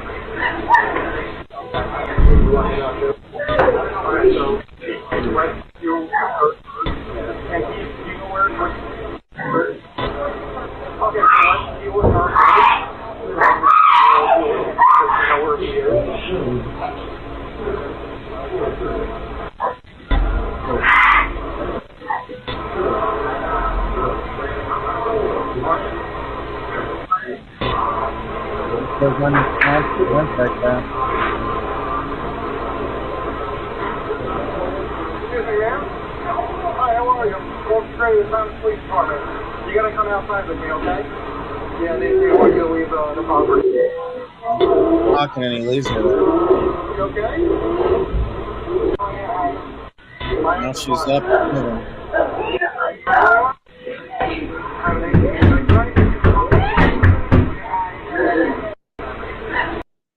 That's disturbing. Kadarius Davis. All right, here's the Crossfire Hurricane files. I'm ready for the treason charges against Barry Obama. Next, sir, we have a presidential memorandum for your attention. This memorandum requires the immediate declassification of all FBI files relating to the Crossfire Hurricane investigation. This was obviously one of the instances of the weaponization of law enforcement powers of prosecution against you and others. We believe that it's long past time for the American people to have a full and complete understanding of what exactly is in those files. Which gives the media the right to go in and check it. You probably won't bother because you're not going to like what you see. But this was total weaponization. It's a disgrace. Should never happen in this country. But now you'll be able to see for yourselves, all declassified. Is that correct? Would you Yes, sir. say? All declassified? Yes, sir. Everything? The FBI file with there's a classified annex, but other than that, this we'll put everything in the public eye. Is anybody going to look? Huh? What about you? You going to look?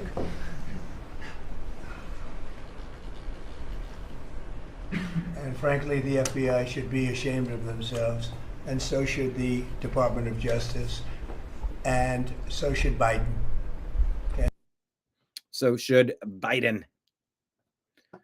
Next, sir, we... Yeah, Crossfire Hurricane, it's Biden, it's Obama, it's all the deep state.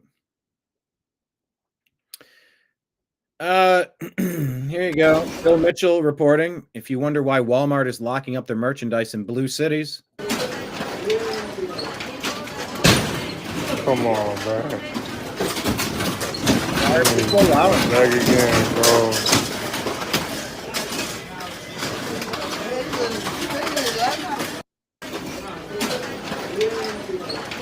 There you go, ruining the stores in your neighborhood. Wonderful. Babylon Bee with a Gretchen Whitmer sneaks into the White House again. She's wearing that full Middle Eastern face covering. Matt Van Swole reporting. Samaritan's Purse released a mini documentary on its heroic 6-month effort of helping the people of Western North Carolina. To date, Samaritan's Purse has repaired or rebuilt a mind-blowing 7,000 homes after Hurricane Helene. I always consider the mountains a safe area from hurricanes. Oh, what happened? Oh, doggone it. Where was it?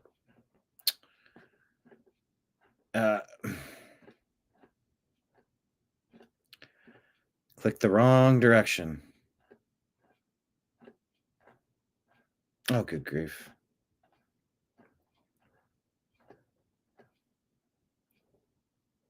There we go. Are gone, the bridges are gone, there's trees everywhere, houses are gone, there's still some people missing. I mean, it's just devastation in every direction that you turn. I always consider the mountains a safe area from hurricanes. I never imagined it could do this kind of damage. When Hurricane Helene hit the mountains of North Carolina, it hit the poor, it hit the rich, it hit every person in the community. This is the most significant storm I've ever faced and seen in 63 years. So many people were affected so quickly. You just wonder, how could anybody survive this?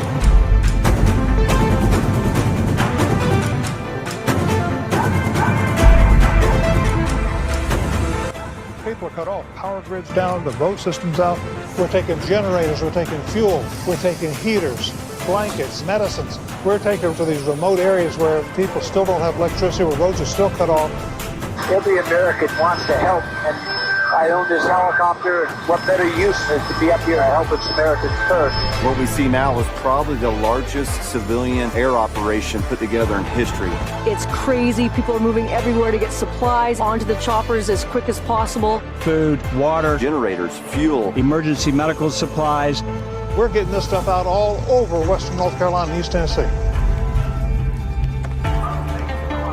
There has been absolutely nothing that we haven't asked for that y'all haven't delivered and delivered right on time, and I know that's God. About 50 of these homes will be coming up here to western North Carolina to provide long-term recovery for these families.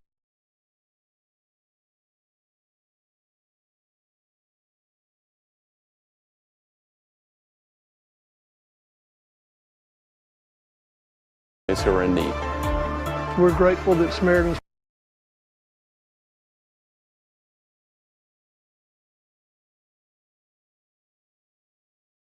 first gave us the opportunity to respond. We're just honored to be a part of the process of providing the home to give people a new start after such a horrible tragedy. And the Biden administration didn't really seem all that interested in rebuilding. Samaritan's Purse has done fantastic. And all those accusations that FEMA funds were diverted to illegal aliens instead of helping Americans in a time of need. It's a hard time for everybody, but there's going to be so much good that's going to come out of it. It's just amazing how God's people can come together, get all this stuff done. God sent an army of volunteers that poured out on this storm. And this is a long-term recovery. We will be here for the next several years trying to get families back into their homes.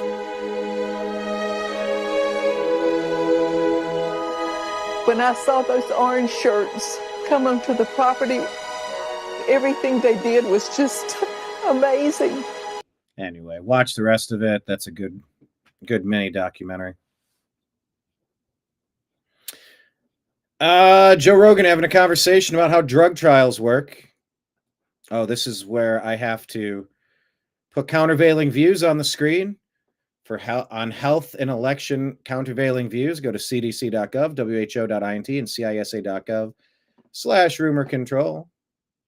Here's the Rogan conversation. These randomized trials where you give patients, one group gets the statin and one group gets a dummy pill, and they don't know whether they're getting the dummy pill or the statin, and then they're followed up and you see whether they have less heart attacks and what side effects they get. There's something called the pre-randomization run-in period. So before the trial actually starts, people are enrolled, and then if you get side effects, you are taken out of the trial before it starts. So what? Oh, wow. Yeah. How? Randomized trials where you give people of those trials is therefore so what? Oh, wow. Yeah, so what happens is then if you get side effects, you are taken out of the trial before it starts. So what? Oh, wow. Yeah, so what happens is the end result of those trials is therefore biased towards people who didn't get side effects. And they have no responsibility to report the people that were removed that also got side effects? Well, they get around it, slightly sneaky. In one of these trials called the Heart Protection Study, 36,000 people were removed from the trial. And what they did was they mentioned this, but they said they used the word non-compliant, suggesting that the patients didn't take the pills. Oh, wow. But that doesn't make sense, because if you're going to enroll into a trial, Joe, you're probably going to be someone who's enthusiastic. These randomized trials where Yeah, let's get to the bottom of all this health stuff. Gateway Pundit reporting that newly unredacted documents show Joe Biden was negotiating oil and gas deal to benefit Hunter and Burisma through private email accounts. I sure hope justice is coming for them. John Strand says, 12 days after January 6, I was raided by the FBI and disappeared for 4 days. No phone call, no lawyer, no word to my family. A private investigator had to track me down. Biden and the Democrats ran the FBI like the Gestapo, and this can never happen in America again. And the flip side of that is, if that guy that got deported, can we see the court cases that gave him his due process? Can we just put it all on the table? Because people are saying what Bondi and Miller are saying are not accurate or not fully complete. So let's pay attention to that. 12 days after January 6th, raided by the FBI. I was disappeared for 4 straight days without a phone call or any word to my family. No one knew where I was for 4 days. My colleague had to hire a private investigator to track me down and then pressure the government to get me bonded out. That was just the start of this process. I mean, very Soviet style tactic there. Immediate abridgment of civil rights that are shocking on their face, just in the first week out of the gate. This has been 4 years of the government just doing willy-nilly whatever they want to weaponize bureaucratic processes, weaponize agencies like the FBI and SWAT teams.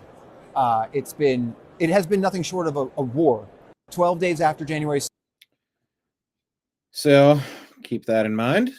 Because if you're going to protect it on one side, you're protecting it for both sides. Due process. Dana Bash was on camera only a handful of times during the Trump-Biden debate last year, but she was still seen at least 3 times, hand signaling to Dementia Joe, trying to help him follow along. Immigration and border security. President Biden, a record number of Wow, look at that. She's aiming at him. Whoa, okay. Weird. And border security. President Biden, a record number of migrants have illegally crossed the southern. Immigration and border security. President Biden, a record number of migrants have illegally crossed the southern. Immigration and border security. President Biden, a record. That is kind of weird. Mike Ben's doing a video here, 31 minutes, on why the American Bar Association gets tens of millions of dollars from U.S. aid and the State Department. They set up vast networks of judges and prosecutors and bar associations in foreign countries to influence the courts and the laws there. Florida sheriff greets a Detroit woman accused in $52,000 scam to personally deliver a message after her arrival. Demetria Latimer is accused of stealing $52,000 from an Orange County resident in a fake excavator sale on Facebook Marketplace. She's greeted with this. Good morning, Demetria. Good morning. I am Sheriff Chitwood. I am the reason why you are here. Okay. I don't understand. Okay, well, this is Detective Hinkson, and he's the one who's been tracking you down and what's going on. We don't like to have our residents become victims of fraud. I'm a victim myself. Well, I'll tell you what. We're going to give you the opportunity to talk to the detective. Sure. And he'll read you your rights, and you explain to him everything that went on. Okay? Of course I will. Okay, well, that's great. We're glad. Well, welcome to Florida. Okay. These gentlemen will take good care of you. Thank you. Okay, you can follow them. Okay? Good morning, Demetria. Well, explain yourself if you're stealing $52,000 from people. Alex says Canada is a globalist-controlled zoo. What is this? Montreal police arrest an independent journalist, Natasha Montreal, while she reported on the pro-Hamas protest here in the Old City. The mob cheered as the SPVM works on their behalf. This was after her and I were assaulted openly by the unruly crowd. More details to come.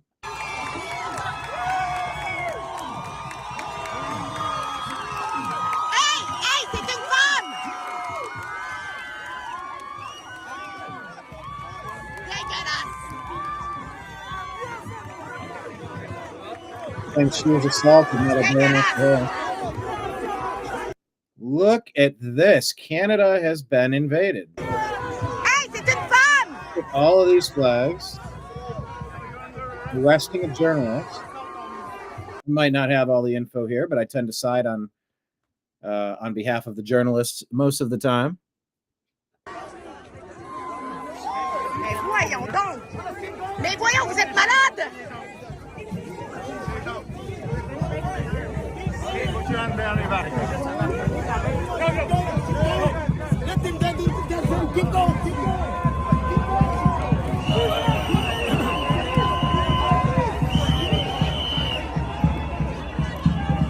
lot of the same face coverings, a lot of the same militant people that were a part of the 2020 riots are just grabbing a different flag and going out to cause issues all across the globe right now. Vous avez peur de faire ça?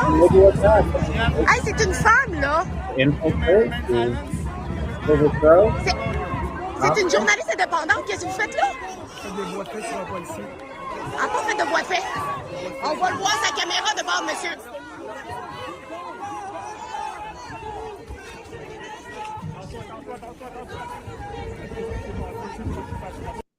So there you go. I don't know the details of this case, but Alex says Canada is a globalist-controlled zoo.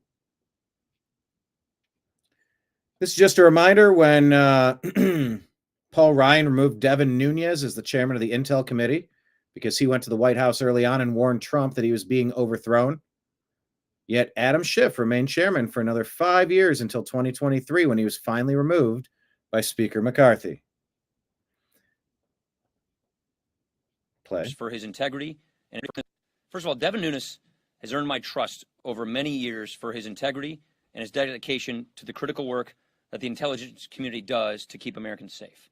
He continues to have that trust, and I know he is eager to demonstrate to the Ethics Committee that he has followed all proper guidelines and laws. In the meantime, it is clear that this process would be a distraction to the House Intelligence Committee's investigation into Russian interference in our election. So Chairman Nunes has offered to step aside as the lead Republican on this particular probe, and I fully support his decision. Huh. So he was in on the Russian collusion hoax as well? That's the... Representative Mike Conaway, a senior member of the committee, will now lead this investigation with respect to House Republicans on the Intelligence Committee. I'm confident that he will oversee a professional investigation into Russia's actions and follow the facts wherever they may lead. Chairman Nunes wants to make sure that this is not a distraction to a very important investigation, so he wants to go clear himself while this investigation continues on without any kinds of distractions. A very important investigation, was it, Paul Ryan? Bill Malugin reporting new. Let me see what the screen is. There we go. I can go side by side. No. Up and down? Sure. ICE Boston has arrested another illegal alien alleged pedophile. This time, a previously deported Brazilian woman accused of abusing a child relative. He can't say certain words. It's so stupid. She was arraigned last month in Falmouth, Massachusetts on charges of all sorts of unnatural acts with the child and indecentness and exposure and all sorts of bad things. ICE has now transferred her to the custody of the U.S. Marshals. So there you go. Allegedly a gross illegal alien woman abusing family. Shadow of Ezra saying this. Pam Bondi's Department of Justice rejected 4 Freedom of Information requests for records tied to Jeffrey Epstein. One of those requests specifically sought documents revealing the identities of Epstein's clients and associates. Judicial Watch also sent 2 separate FOIA requests to the FBI. And this all comes after Bondi claimed in February that the Epstein client list was sitting on her desk. The DOJ may be releasing the list of Jeffrey Epstein's clients? Will that really happen? It's sitting on my desk right now to review. That's been a directive by President Trump. I'm reviewing that. I'm reviewing JFK files, MLK files. That's all in the process of being reviewed because that was done at the directive of the president from all of these agencies. So have you seen anything that you said, oh my gosh? Not yet. Okay. Okay. Here's the White House putting something out. David was mentioning that it is a mess up there in Canada. and it is a police state in Canada. You guys gotta. Who's going to be your next prime minister? I thought Pierre Poilievre was going to run. Is he not? He's in charge of one of the chambers of the legislature, but he's not running for president. I thought he was running for president. I don't know. We had to get rid of this Biden nonsense. I mean, it was dire straits for America for a minute there, and it's really bad in Canada. So I hope you can get that together. I want Canada strong. White House put this out about their meeting with Nayib Bukele. Mr. President, it's an honor to have you. Doing incredibly for your country, and we appreciate working with you. By the way, YouTube, don't flag this music from the official White House account for copyright claims. We're covering the content of the video. Because you want to stop crime, and so do we. I want to thank you for the great job you're doing. I'm really happy to be here, honored, and eager to help. We're a small country, but if we can help, we do it. We just have had a great relationship, and I want to just say hello to the people of El Salvador and say they have one hell of a president. There you go. They have one hell of a president. Bukele says, I miss you already, President T. You're seeing the global alliances forming. Yeah, I had, in a previous life, I had considered moving to El Salvador. It was a whole thing. Tony Lane just revisiting this. In over 100 years, no one else thought to actually use this to secure the border. Well, President Trump is tapping into the Roosevelt Reservation, a strip of land that Teddy Roosevelt set aside in 1907 specifically for border security. I am very happy to know that this has happened. I don't understand why this didn't happen a super long time ago. But glad it's here now.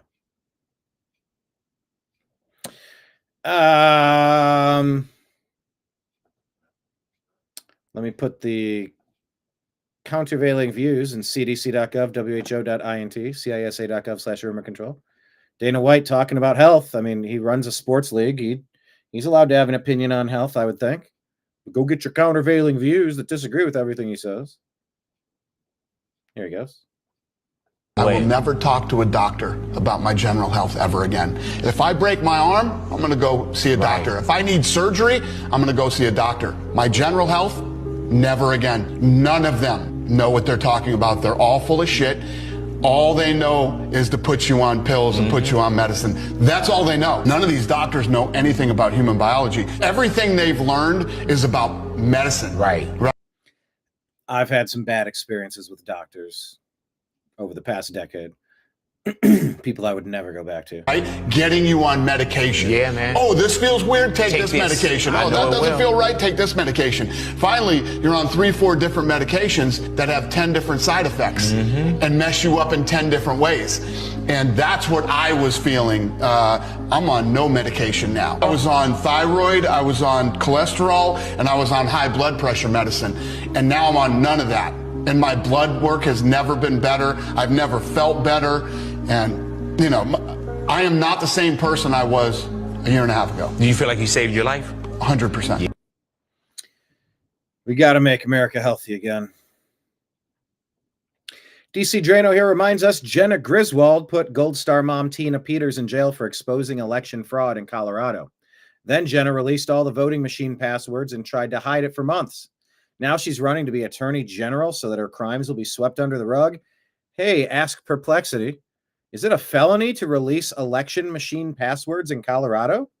If so, doesn't that make Jenna Griswold a felon? Yeah. I've been tracking what they've been up to, and you got to get her out, and you need to expose it.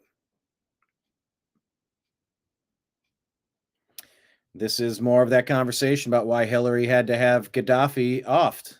But you think that the people who are hiding the truth Tucker Carlson speaking with Kurt Weldon about 9/11 are capable of murder? Absolutely. Yeah, okay. Absolutely. Well, I guess that would be obvious since 3,000 people were murdered that day. Just like Libya. We were the ones that caused Gaddafi's death because Hillary Clinton played a game over there. And I was the one that went over there during the war. Gaddafi asked me to come over. I took a Biden staffer and a Bush staffer and a film crew leader from ABC One in New York, Larry Menti, with me, and a cameraman, because I didn't want the CIA to set me up. I hand-carried the letter back from Gaddafi offering to resign. The U.S. didn't want him to resign. They wanted to kill him. Why? Because Gaddafi, and I met him 3 times. I took Biden on my second trip to Libya, by the way. He went with me when I spoke to the whole country. And every meeting I had with Gaddafi, he wanted 2 things. He wanted to unite the African continent into a group of nations economically, like European like the European economy. He wanted to base it on the gold standard. And the U.S. and Europe didn't want that. And the other thing is they wanted control of his oil, and they wanted control of his sovereign wealth. So Gaddafi had to go. That's outrageous, and it's wrong. Yeah, but that, I think, sounds right to me. I mean, but we've allowed so many of our kids to be drawn into conflicts, to be killed. And these people doing this they've never served in any capacity in our country. They've never been in the military. They've never served on a fire ground. And it's outrageous that they think they can get away with this and sit back and make all this money. It's outrageous. I couldn't agree more. And you wonder why he wasn't welcome in D.C. Not really. It seems fairly obvious. This is President Trump at 2:15 in the morning. It's like 2 in the morning that we're doing this. You people requested. I'm always available, unlike Biden. It's 2 in the morning, and I'm always available, unlike Biden. I think Biden would do an interview at 2 in the morning. He would do one at 9 in the morning. How did you enjoy the fight? I thought it was great. Think Biden would do an interview at 2 in the morning? He wouldn't do one at 9 in the morning. I thought they were all great. Have you ever seen that before? Have you ever witnessed that? First time, right? Yeah. 5. Those are seriously tough people.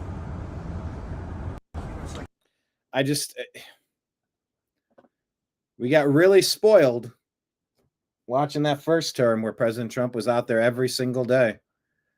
And to the point, look, I think there was a certain Trump fatigue that was happening.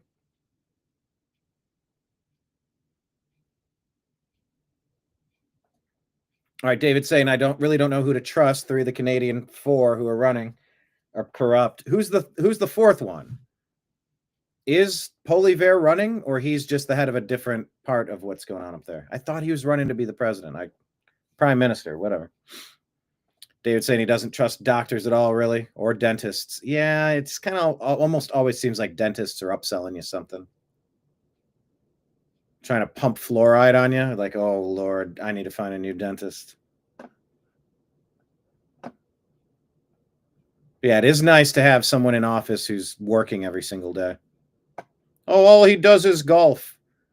Yeah, he's the hardest working president we've ever seen. It's not even close. This is Kurt talking about how he feared for his life after 9/11 with Tucker Carlson. Do I think 9/11 is going to be the biggest scandal in our lifetime and beyond? Yes, I think it's going to be the biggest scandal in the history of America because it occurred on U.S. soil. And because it is so recent that we have relevant information still available. Right, that's right. We have recorded information. We have personal information. Once people realize they can talk and not be afraid of being killed or not being afraid of being ostracized. And you know what gets me is reporters who call people conspiracy theorists. Well, that's all the agency does. I know. They're the ones that create the conspiracies. I'm aware. I mean, cut me a break. I'm aware. They have whole courses for their agents on how to make people look like they're conspiracy theorists. And the propaganda operations designed to discredit. Exactly. Right. And so all we want is the truth. Of course. So Trump, appoint people of impeccable integrity. Let them study the facts. I will testify under oath everything I know about intelligence. Let these 3,000 architects who are risking their careers, making nothing, let them testify under oath. That's the architects and engineers for 9/11 Truth. I've been to several of their presentations in person. There has been this subtle pressure to the firefighters and to the officers not to talk for obvious reasons. You know what this involves politically. And look what happened to the chief of L.A. The female chief of L.A. comes out and says that the resources were taken away from her for the field forest fires. And what does the mayor do? She fires her. That was just a few weeks ago. The firefighters are always a scapegoat. That's why, Tucker, I'm done with this. If it's the last thing I do, firefighters are not going to be taken for granted anymore. We're going to rise up. We're going to shake the country to its roots. Firefighters are not second-class citizens. By the way, April 28th is the Canadian election. I want Pierre Poilievre. Yes, you're saying he is running. April 28th. Pierre Poilievre. He's the leader of the Conservative Party in the federal election scheduled April 28th. All right, 13 days. Come on, Canada, do the right thing. Well, they certainly shouldn't be. But if they talk, they'll get sidelined. They'll be called crazies, even though they heard explosions. They can't be allowed to say that. They heard explosions? Yeah, absolutely. It's on tape. We have people coming out of the buildings that heard explosions. We have film footage of people that talked to Fox News that was taken off the air and then now that was brought back by X. That's all available. That's why you need a commission to go back and look at all the lies. So there are, and pardon my ignorance, but there are people on tape saying I heard explosions. Yes, absolutely. Yeah. Go to CISA.gov/rumor control because they'll tell you, whatever this guy's saying is the opposite, right? Right. 100%. They're the only high-rise buildings in the world that have ever come down from an airplane hitting them. And those buildings, I read the report from the architect who designed them. They were designed to withstand an airplane hitting the building and standing tall. And especially Building 7, which had no plane hit it. Right. No plane hit it. And the building just, you can see it when you watch it on TV, it just implodes straight down. And what really got me again was Oriol Palmer, the battalion chief, arising on the... Well, tell us who he was. What is... Okay, Oriol Palmer was one of the most inspirational battalion chiefs in New York. FDNY. FDNY, who immediately, in very good shape, had a family, a couple of kids, went into the building as soon as they got on the scene, took the elevator up to the 40th floor, got off the elevator, and you can hear him on the comm system say, I'm here, 40th floor, we're going to start walking up the stairwells. Every 5 floors, he radios back to communication. I'm on the 50th floor. Everything's okay. We're on floor 60. Everything's okay. He's going up. Every so many floors, he gives a report. He reaches the 78th floor, the floor of impact. He comes out of the stair tower, and as clear as you listening to me here, and I know I get passionate, and I apologize to your listeners for that. He says, we're on floor 78, the floor of impact. We've got 2 fires, and we can handle them. 1 minute later, the whole building collapses. That's not normal. That is not acceptable. That is not what happened. And this is on tape? It's on tape. You had 3 buildings come down, sort of collapse in on themselves, implode, it looked like. And like a lot of people have said, many credible, non-crazy people have said that was controlled demolition. Was it?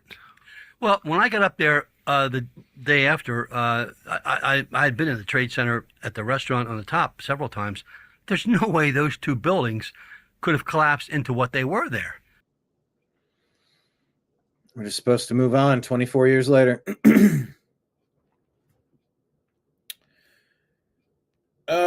Let's talk about Butler, Pennsylvania, shall we?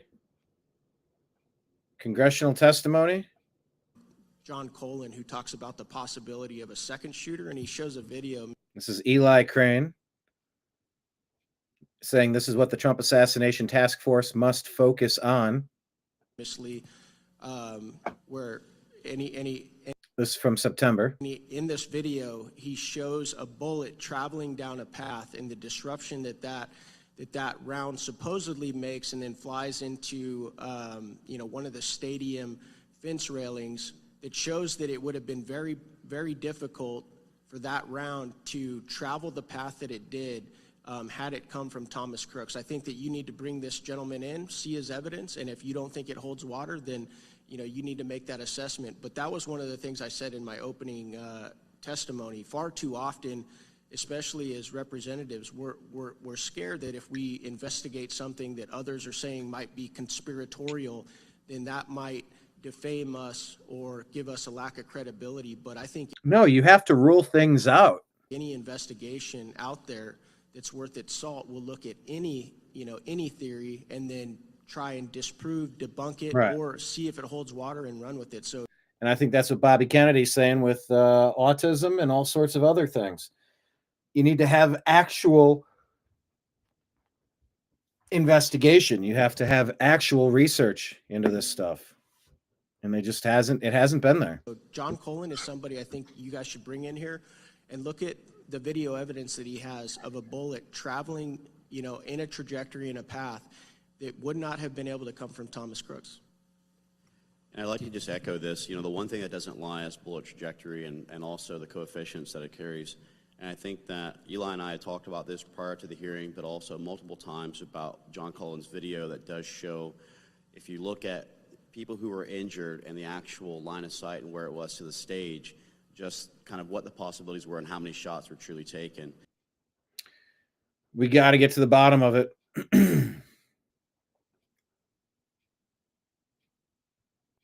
Ballistic evidence of a shot fired that could not have possibly come from the AGR building. Why isn't this being talked about?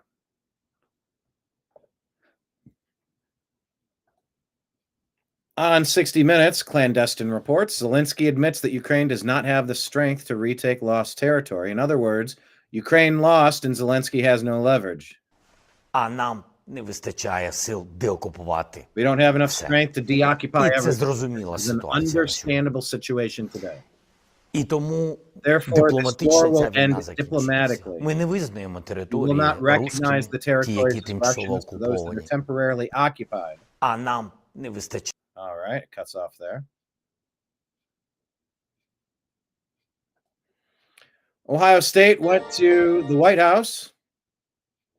The Ohio State University football team, one of the most impressive, probably the most impressive college football championship in history. I think they beat 6 of the top 8 teams. 4 in a row in the playoffs? So as JD Vance tries to hold the trophy up, there's 2 players holding the top part, but then they let the top part fall, and the bottom part falls forward. Watch this. Left. The top falls up, and the bottom falls down. Oops. He's like, yeah, I'm going to set this down. Why do they design this to come apart? Vince had a good handle on it, and so the top part fell backward. I don't know. Much ado about nothing. JD Vance, you got to have some humor about this. And he says, I didn't want anyone after Ohio State to get the trophy, so I decided to break it.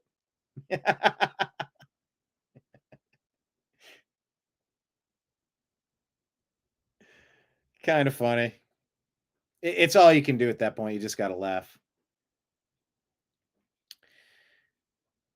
Did you hear about the latest Trump assassin? It's such a sad state of affairs that this keeps happening, but let's get an update on this story that we did not cover yesterday, but could have. Accused of killing his parents as part of a convoluted plot to then assassinate President Trump and overthrow the U.S. government. Garrett Tenney has more on this bizarre development story in Chicago. Garrett, hello. Yeah, Bill, it really is wild. This 17-year-old apparently wanted to throw the country into chaos by assassinating President Donald Trump. And to do it, he was willing to kill his own parents. According to the FBI, Nikita Kasich killed both his mom and stepdad back in February to help him get the money and autonomy he needed to carry out his plan. When police arrested the teen, he had $14,000 on him, a gun, as well as a manifesto on his phone about killing the president, making bombs, and carrying out terrorist attacks. The FBI says the teen paid in part for a drone and explosives that he planned to use and which he had talked to others about online, including a man in Russia. Court documents state he later told classmate that he was in contact with a male in Russia via telegram, and they were planning to overthrow the government of the United States and assassinate Trump. Kasich told the classmate that when they saw 10 consecutive attacks in the news, it would have been him. Detectives also allegedly found messages indicating that the teen planned to leave the U.S. for Ukraine after carrying out the planned assassination. A search of the teen's phone allegedly turned up ties to a satanic cult that espouses white supremacist and neo-Nazi views. He is already facing a long list of charges, including murder and theft. Additional charges could be filed now as well. His next court hearing is May 7th. Wow. guy's all over the place. Bizarre. Thank you. Garrett, nice to see you in Chicago. Garrett Tenney. Jeez. Well, glad that was thwarted. Dr. Simone Gold posted this, talking about a child cannot consent to permanent sterility. Yeah, because they're not an adult. You cannot give informed consent to somebody who's not possessing the ability to understand what you're consenting to. That's why a debilitated older adult, someone's mother with dementia, will have a medical power of attorney who's an adult daughter who then can consent because they can understand what they're hearing. The child cannot understand what it means to have permanent, irreversible sterility. So then you say, well, okay, the parent could consent on their behalf. Absolutely not. Common law precedent is the law that humans have engaged in for thousands of years. Assault is known in common law. That's against the rules. There is no common law precedent for one human being to consent for another human being to have a permanent mutilating effect on their body. In fact, if a parent had come into me as a physician and said, you know, I've got my 14-year-old child, I just want to chop off his hand because he needs to learn a lesson. And if I were to do that procedure, I would go to jail, even though the parent consented to it. Yeah. It's time. Here's a report about U.S. aid in Haiti. Did you hear this one yet? For Haiti alone, USAID doled out $2 billion in contracts. Guess how much of that money actually went to Haiti? 2%. Only 2% of the $2 billion went to where it was supposed to. Where'd the rest go? Half of it went to all of these aid groups based around D.C. You know, you can't give it to Haiti directly. They'd just steal the money. So we're going to give it to all of our liberal friends who won't steal the money, and then they'll give it to Haiti. But they didn't. Are liberals just stealing from poor black people and calling it compassion? A New York Post report says the Red Cross raised $500 million for Haiti. And that money was supposed to build homes for 130,000 people. They built 6. $500 million to build 6 homes in Haiti. Oh, government. Vince Langman reporting, in case you're wondering why the Josh Shapiro arson story has completely disappeared in less than 24 hours. There's a picture of him wearing one of these masks and saying F Trump. Maybe that's why it's not in the news. Savannah Hernandez talking about this killer Carmelo.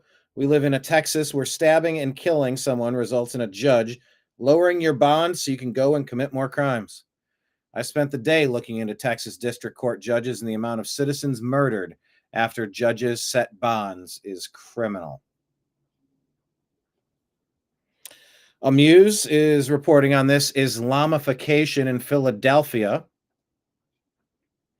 First, they took over parks across Europe. Then they spread into Canada's public spaces. Now it's happening here, right in the U.S. This video from Philadelphia shows what can no longer be ignored. They are asserting control over our parks, our cities, our culture, one gathering at a time.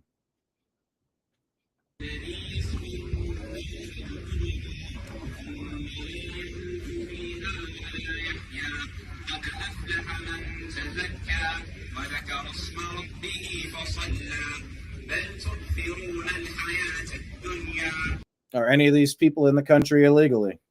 Oh my gosh.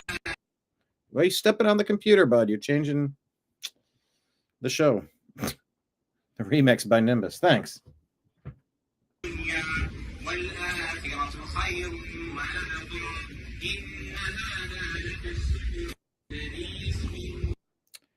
This is the Obama doctrine: to invade Europe, to invade the United States, to invade Canada with non-residents of Europe, the United States, and Canada, to permanently change their demographic, permanently change their culture, permanently change their politics. Here is Cheryl Atkinson reporting that the CDC, well, let's just let her say it. Sometimes getting and keeping a vaccine on the market requires sleight of hand. The Centers for Disease Control. By the way, go to cdc.gov and WHO.int and CISA.gov/rumor control for all things vaccine related. For countervailing views, our premier infectious disease federal health agency is happy to give a little help to its vaccine industry partners, or as the CDC calls them, stakeholders. The agency's best and brightest can even adjust the veritable meaning of the word vaccine. The CDC used to define vaccines quite simply as agents that prevent disease. But in 2021, that had to be changed. It became undeniable that COVID vaccines didn't prevent the disease or transmission or even illness. Logic might suggest that the COVID vaccines would have to be withdrawn from the market. After all, they didn't even meet the definition of a vaccine. You remember that? Instead, the CDC quietly redefined the word vaccine to make the COVID shot seem successful after all. On the CDC's vaccine webpage, sometime between September 1st and September 2nd, 2021, somebody removed a key phrase from the definition. On September 1st, the CDC defined a vaccine as, quote, a product that stimulates a person's immune system to produce immunity to a specific disease, protecting the person from that disease. But on September 2nd, the phrase protecting the person from that disease was removed, like it never even happened. New think, new speak. The Ministry of Truth. George Orwell, 1984, rewriting history every day. Now the CDC says vaccines merely stimulate the body's immune response. Think of it. The CDC unilaterally redefined 200 years of the world's understanding of what constitutes a vaccine without so much as an explanation, public discussion, hearing, or vote. Once you understand that our top trusted medical authorities are willing to sneakily move goalposts and change meanings of words to protect a market, you're a long way to beginning to understand how deep the corruption goes. Cheryl Atkinson, book Follow the Science. Laura Logan says, I've known Cheryl for many years, since we both worked at CBS News before it sold its soul. She's one of the very best and had been reporting on vaccines for years when I moved from Baghdad, where I'd been based for 5 years, to the CBS Bureau in Washington, D.C.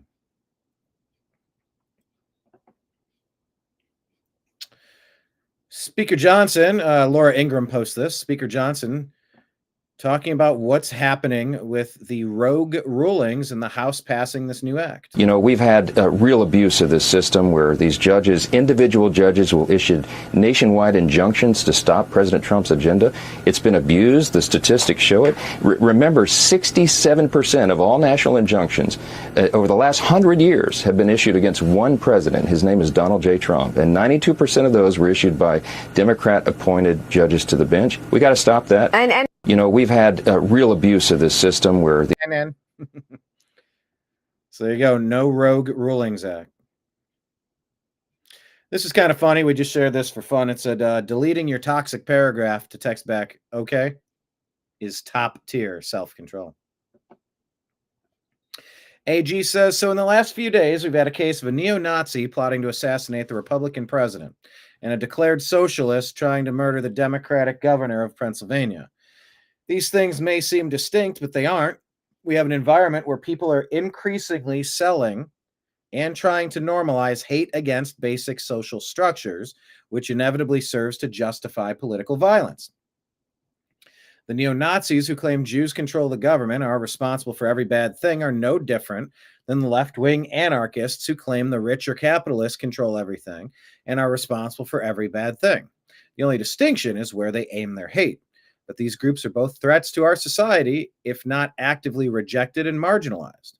They all seek to justify murdering CEOs, firebombing dealerships, assassinating political leaders, etc., etc. Unfortunately, too many in positions of power and authority have taken to encouraging or using that hate when it's convenient without realizing the consequences of mainstreaming the extremists behind it. I'm not saying both sides are the same or equal in this. It obviously varies, and that's a pointless debate. I am saying that's bad for everyone, and responsible people on both sides should speak up. That seemed to be fairly well said. Riley Gaines posts this as a real-life South Park episode. Redux reported that 2 men will face each other for a women's championship title at the Ultimate Pool Women's Pro Series Event 2 tonight in UK. That obviously happened a week or 2 ago. Spoiler alert, a guy won. I don't understand the obsession with trying to compete against women as a man. I don't understand it. John Rich saying here about the Tucker Carlson Kurt Weldon interview. There's a minute or hour and a half of it.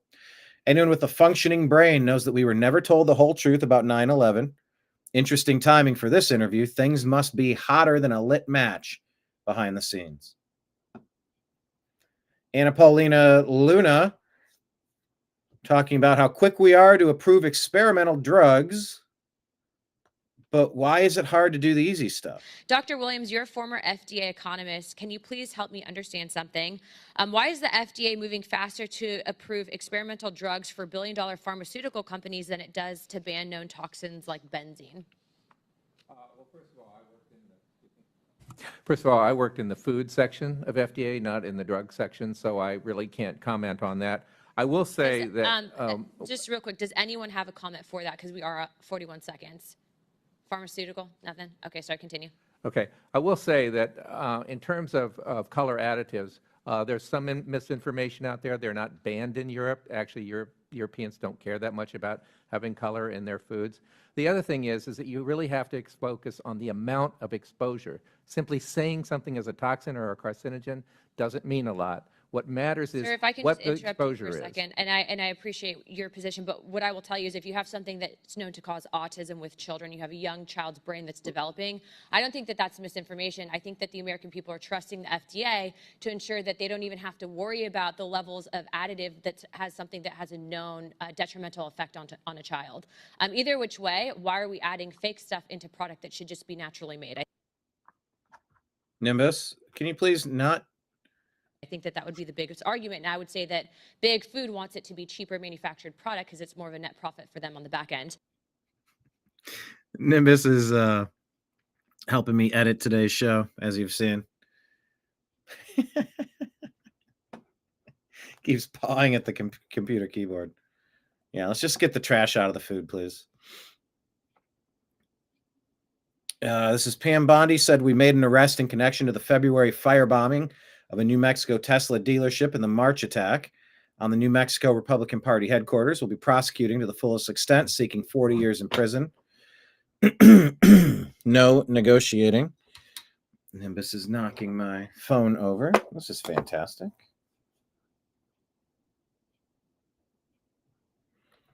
And Hunter Eagleman says, what about the savages who flew to the island? What about the dirty politicians involved in the Russian hoax? What about the J6 committee who withheld discovery illegally? What about a dozen other crimes the public is waiting for and promised? Thank you. Laura Loomer says, if the firebombers of the Teslas get 40 years, how much prison time will the funders of the protests and the acts of domestic terror be sentenced to? There needs to be some high-profile arrests and sentencings, or else nothing is going to change. We all know who's funding these acts of domestic terrorism. Why is the DOJ scared to go after them? Thank you, Laura Loomer. Wendy Rogers says, get ready. Fox 10 Phoenix reporting, the Department of Homeland Security will investigate voter rolls in all 15 counties of Arizona to verify voter citizenship. Oh, it's about to go down, and it should have been done a long time ago. Yeah, get ready. Buckle up.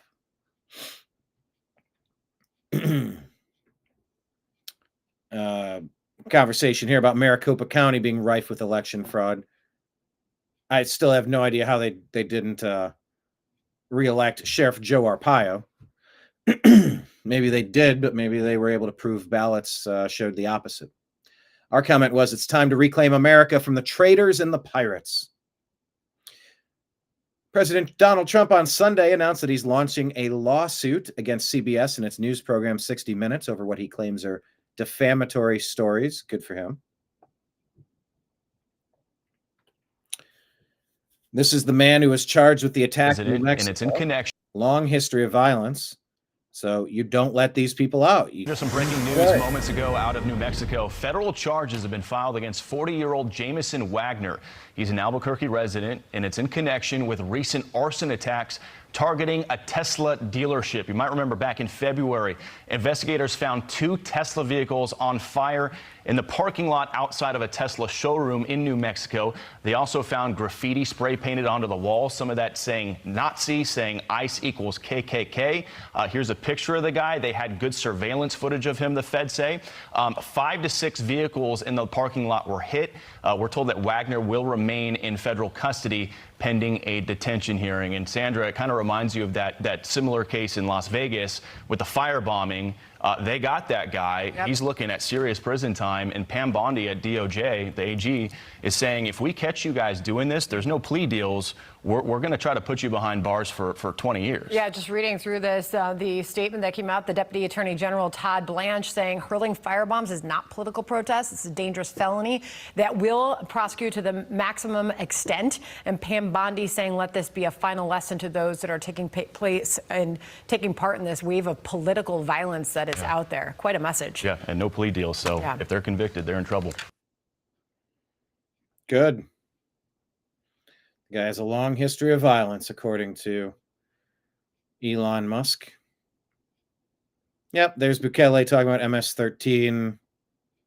J.D. Vance saying the entire American media and left-wing industrial complex has decided the most important issue today is that the Trump admin deported an MS-13 gang member and illegal alien.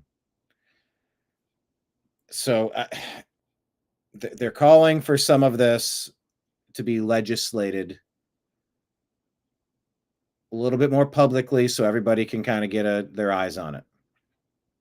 We'll see what happens. All right, take a look at this in France. Visegrad 24 says a coordinated attack against French prisons across the country took place last night.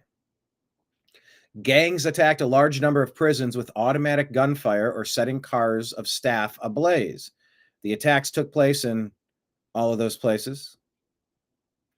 I'm not going to try to pronounce all those. I took Spanish, not French. Justice Minister Gerald Darmanin said the prisons had faced intimidation attempts. All right, that's one way to tell the story. Amuse says, here's terror. Islamic gangs attacked prisons in 8 cities across France. The coordinated attacks were in response to France's crackdown on Islamic criminal gangs and the increased incarceration of their members. France hit by coordinated prison attacks involving gunfire and arson. Justice Minister Darmanin visits Toulon as authorities probe coordinated assaults on the prison system. Coming to a state near you, perhaps? Keep your eyes peeled. Mario Nafal reporting that Tesla has outsold the next 10 EV brands combined in Q1 of 2025. Tesla remained far ahead of the competition in Q1, moving 128,000 EVs, more than the next 10 brands combined. Model Y and Model 3 lead the charts, showing the strong grip on the U.S. electric vehicle market. Overall, EV sales in the U.S. grew to nearly 300,000 units, with Tesla driving the momentum forward. American company. I like to see it. Democrats hate you. They don't like to see it. So we put this out as a question of the day, and I will call it an agree or disagree.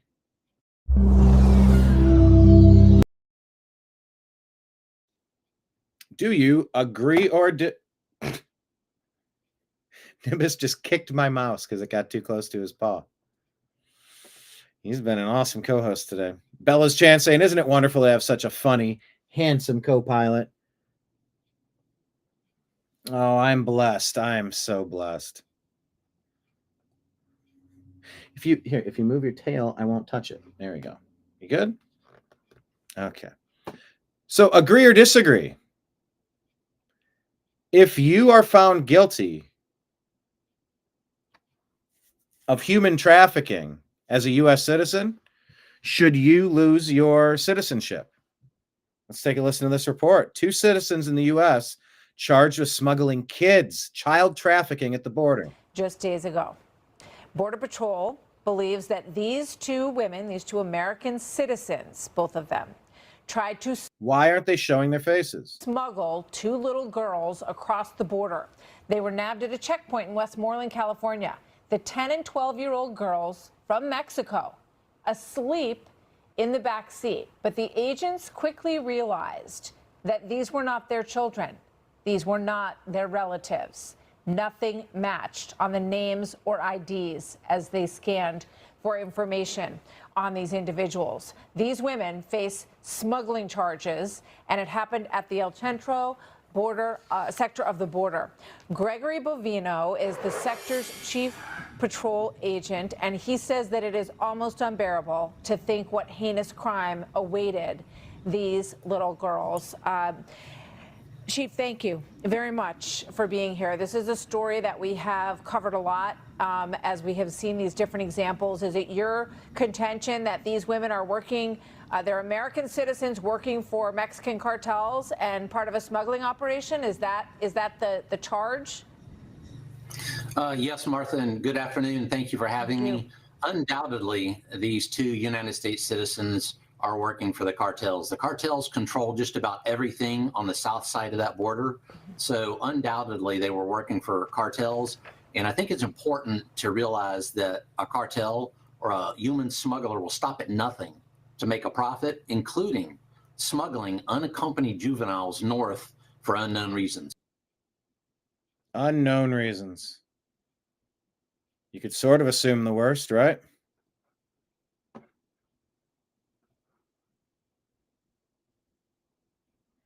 Happened a lot between 2021 and 25. 2 citizens working for the cartels.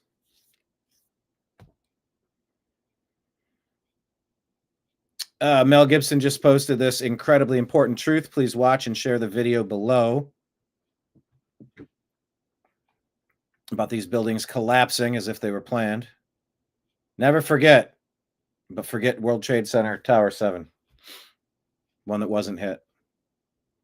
Yeah, and we posted this poll. U.S. citizens engaged in human smuggling should lose U.S. citizenship. Agree or disagree? Please vote.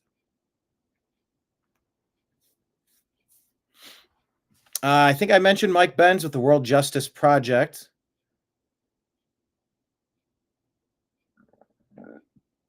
It tells its global network of judges, prosecutors, and courts that what the rule of law should be. Sponsored by USAID, the State Department, the World Bank, George Soros, and Perkins Coie.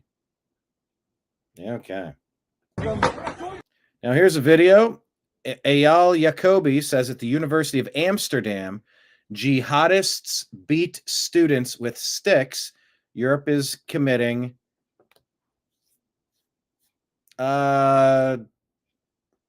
self-harm, where you off yourself.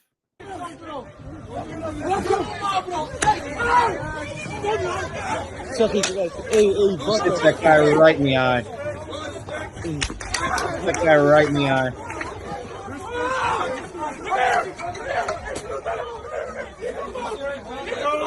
They're not arresting these guys. They're not arresting these guys. Hey, Chucky. You're gonna hit somebody in the head and you're not gonna attack them. Defend your country, guys. There's girls out there in the vest don't help you.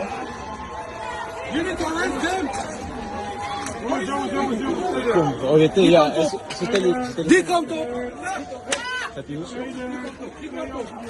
Europe has lost its mind.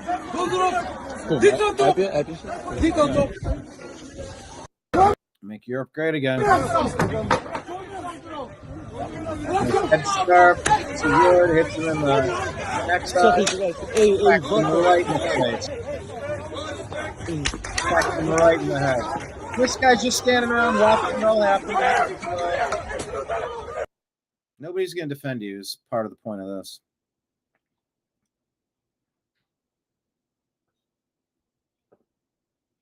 And former Congressman Kurt Weldon confirming with Tucker today, what 9/11 was. The Pentagon, just so you viewers know, is the most heavily defended building in the world. The pilot who allegedly was piloting the plane that crashed into the... By the way, and that is what they say about Israel. It's like, oh, Israel was the most well-defended place on earth. Don't tell me a couple of terrorists on some air bikes were able to go in and commit all that act. Of course, Bibi was in on it. It was an inside job. To me, that argument is like blaming a rape victim for what they wore. Well, she shouldn't have dressed that way if she wasn't asking for it. It's her fault. So just because the Pentagon is heavily protected doesn't mean it's to blame for getting attacked, per se. But we'll hear the rest of this.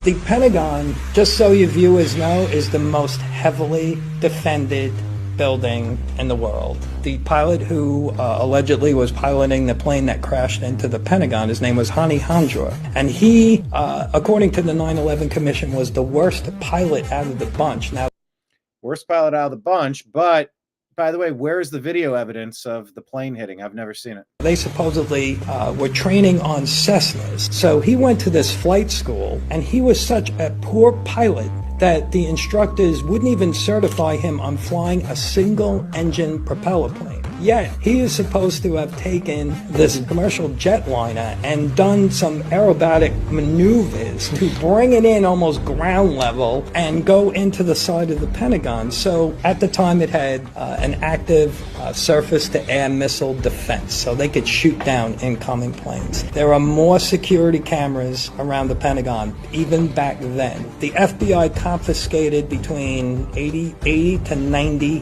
videos they have of what hit the Pentagon. They won't release it. Like I said, the more you investigate, the more you don't want to look at it. 9/11 is the biggest lie of our lifetime. This video is all that's really out there.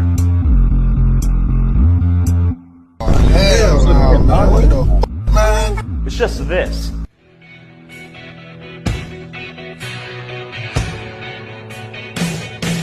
Anyway, we can't play that AC/DC song now, can we? But it does just look like an explosion. I don't see anything going into it. Mark Woodland reposting this. This is Rogan talking with Gary Brecka, talking about longevity tips from biohackers and statins to protect, air quote, to protect their heart. I don't know much about it, but go learn something about it. It's on the feed for American_media_. Here's a resurfaced video. For the first time, Nancy Pelosi was confronted about her insider trading. This is before CBS sold their soul. I wanted to ask you why you and your husband, back in March of 2008, accepted and participated in a very large IPO deal from Visa. At a time there was major legislation affecting the credit card companies making its way through the House. And did you consider that to be a conflict of interest? I don't know what your point is of your question. Is there some point that you want to make with that? Well, I guess what I'm asking... Yeah, the point was pretty damn clear. Conflict of interest. Tell us about your deal, why you think it's okay. Do you think it's all right for a speaker to accept a very preferential and favorable stock deal? Well, we did. And you participated in the IPO. Well, I have many and at the time you were Speaker of the House. You don't think it was a conflict of interest or had the appearance of a conflict of interest? It only has the appearance if you decide that you're going to have elaborate on a false premise. But it's not true, and that's that. I don't understand what part's not true. Yes, sir. That I would act upon an investment. Yes. Yeah, of course you act upon investments. We've watched you your whole career. Telling us that you're not? Here's Laura Logan having a conversation here with John Guandolo about what's happening in these mosques and what's happening to culture, society, and what's going to happen if we have unchecked immigration. When people say, oh my goodness, this Muslim American Society mosque in Philadelphia, we've uncovered videos where the children are singing about chopping the heads off of infidels. Philadelphia, they're singing songs about chopping the heads off infidels. This is not compatible with our Bill of Rights, our Constitution. And I'm like, I got interviewed by like all of a sudden these national news reporters. Can you believe it? What do you expect them to teach at a mosque? They're teaching Islam. That's part of Islam. Can we get that video? Our martyrs sacrificed their lives without hesitation. They attained paradise, and the scent of musk emanates from their bodies.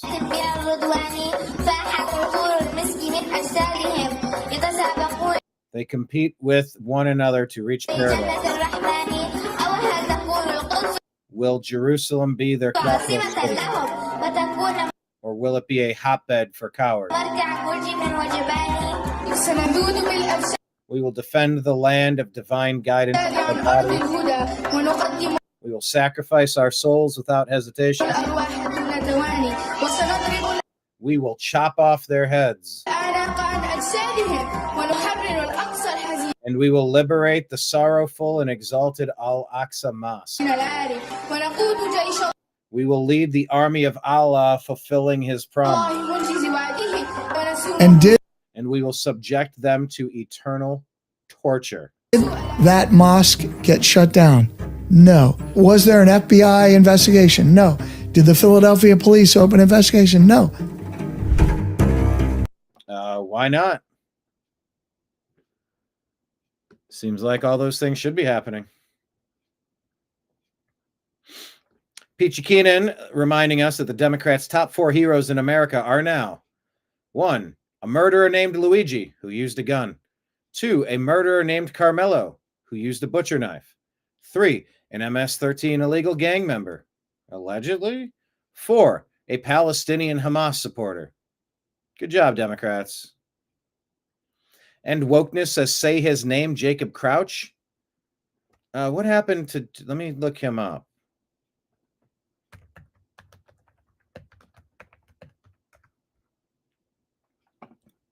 Not a story I'm super familiar with. Libs of TikTok, I'm sorry, End Wokeness says he was waiting. Jacob Crouch, 32 years old, was waiting with his wife for a bus in Tucson last week when Daniel Michael attacked him with a hatchet. Tucson, Arizona, on April 5th, brutally attacked with a hatchet while sitting at a bus stop, corner of 6th and Broadway. They were on an extended vacation, traveling from California back to Alabama, and stopped in Tucson to explore the area. An unknown man, later ID'd as Daniel Michael, approached the couple, yelled at them, and after Jacob responded, struck him in the back of the neck with a sharp-edged object believed to be a hatchet. Jacob suffered a massive wound. What? Bled profusely and was left in critical condition, placed on life support.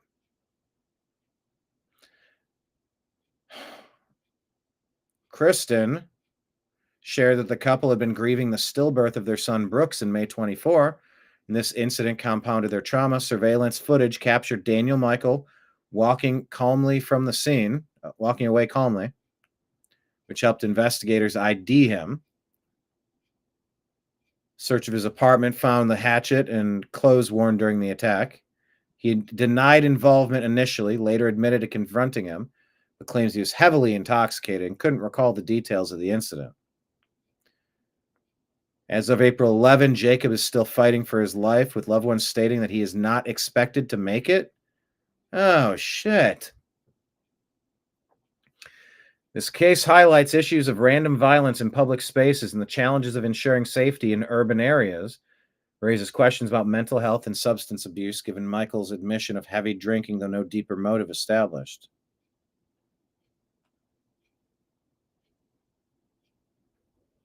Oh my God.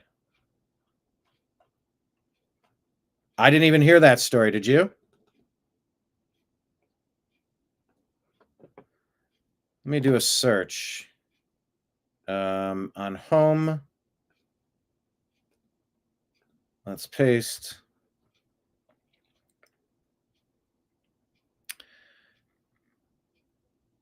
Oh, God. And the child has 39 rib fractures and 19 visible bruises and internal injuries comparable with car crash victims. Man, screw this guy.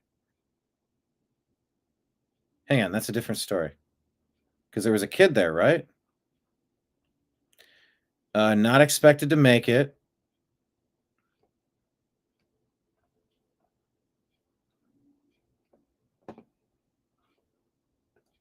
This story is very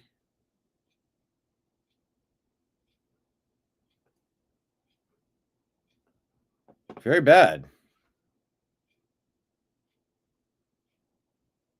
All right. Anyway, that's a story I hadn't heard about, and I wanted to share it. Zero national outrage. Doggone it.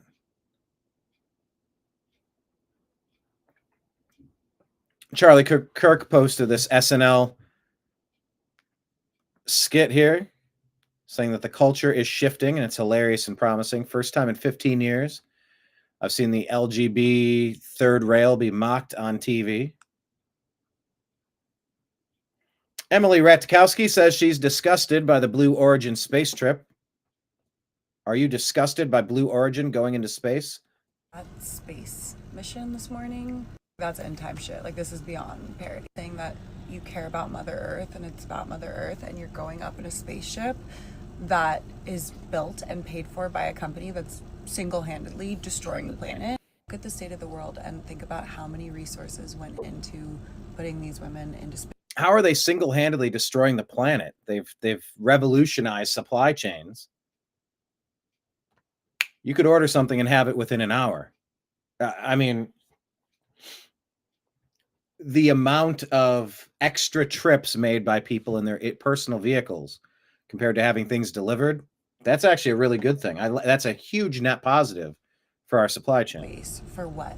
For what was the marketing there? And then to try to make it like, I'm disgusted. Literally, I'm disgusted. You're disgusted. Well, I'm pro innovation, by the way. So this is it. Senator Ted Cruz, congratulations to Blue Origin on the successful launch of their new Glenn rocket. Look good. 27 seconds in. Vehicle thrust. Checking for pressures are good. Vehicles cleared the tower. Now passing 18 seconds into flight.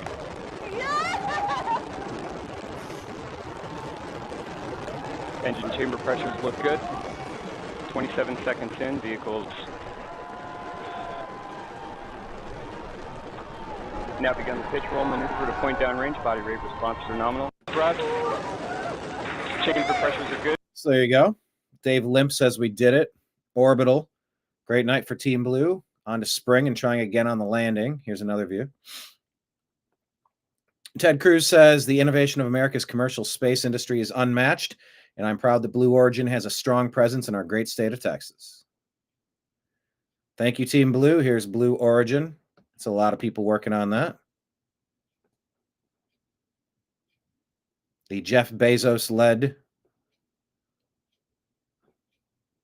project. Now, what is this? Ceramic Friend says rocket isn't fake, but them going up is staged like always. They claim here's definitive proof that Blue Origin was faked. I'm not going to say that it was faked, but let's watch this video and see for yourself. There's a lot of people talking about, well, a lot of people are asking a lot of questions right now. Good evening, everyone. Just wanted to do a really quick video on this staged Billy Zig is who did this video, I think. Katy Perry to space hoax. Aside of all the other proofs of this hoax, I just want to show you this really, really quick one that happened during the live footage of the opening of the hatch. Check this out. You know, you saw her get so emotional in her pre-flight interview. Is she still is that still the weighing emotion, or is she still just oh my God, I saw the stars, I saw the curvature of the earth, you know? Something about it looks super fake. What's going to come out of her mouth? There goes somebody. Oh, the door's open. Is that Jeff Bezos? The door was open, then they closed it. That was weird. out of her mouth, but really her heart. And is that Jeff Bezos out there right by the How did she close it from the outside? Is that a capsule? she? Kind of hard to see. That is correct. That is Jeff Bezos, our founder, on the left, as well as Sarah Knights, our crew member 7. Okay, guys, did you see that? Let's go back and watch it one more time. Okay, now I want you to watch the hatch door open from the inside. The lady runs over there real quick, says, no, shuts the door back, tries to stand in front of it. And then, actually, she starts laughing about it, as you can see right here, because, like I said, it's all staged. It has to look like it's open from the outside. And we're now just awaiting the opening of the hatch so we can get some views from our 6 new astronauts. Someone set a tent up.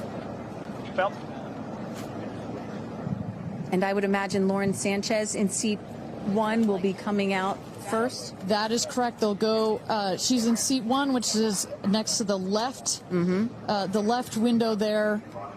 She will go first. And then last in number 6 is Carrie Ann. That is the. I don't know. Is a drone filming this? I mean, like their whole crew is here. But how does it land? Did we see how it lands? We've seen how the pods land, like with the parachute for SpaceX stuff, but I didn't see the landing video. Window on the right. Side canyon.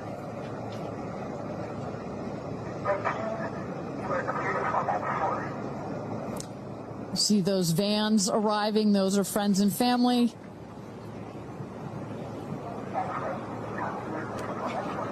And that's Carrie Ann looking out the window, in the window. It looks like a big tent. To the right there. Lauren.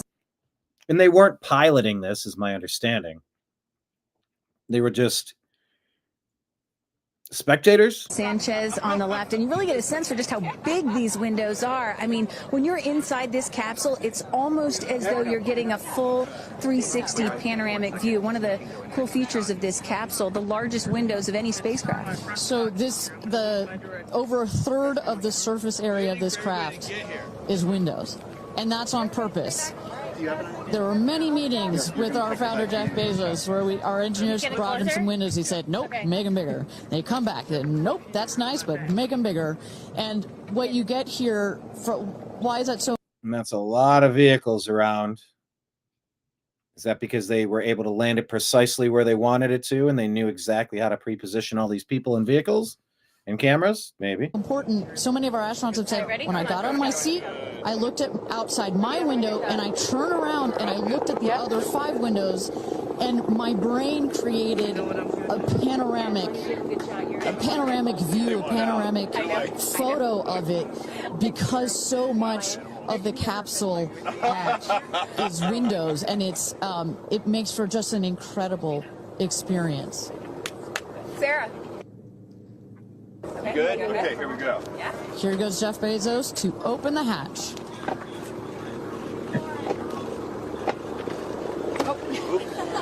You didn't really close it again. Come on out, guys. You didn't really close it again. Okay, now you guys just seen them faking it with your own eyes. Once again, watch them open the pressurized capsule from the inside, not knowing that it's not cue time yet. And then you have the stage part where the media shows you all over the news that they're waiting for the guy to open the hatch. Why was it all women, by the way? Good? Okay, here we go. Here goes Jeff Bezos to open the hatch. Here we go. Now I'm going to make it look like I have to add complicated measures to open this hatch.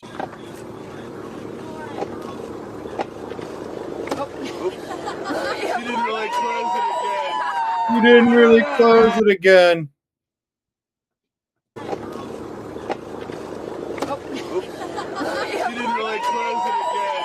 You didn't really close it again.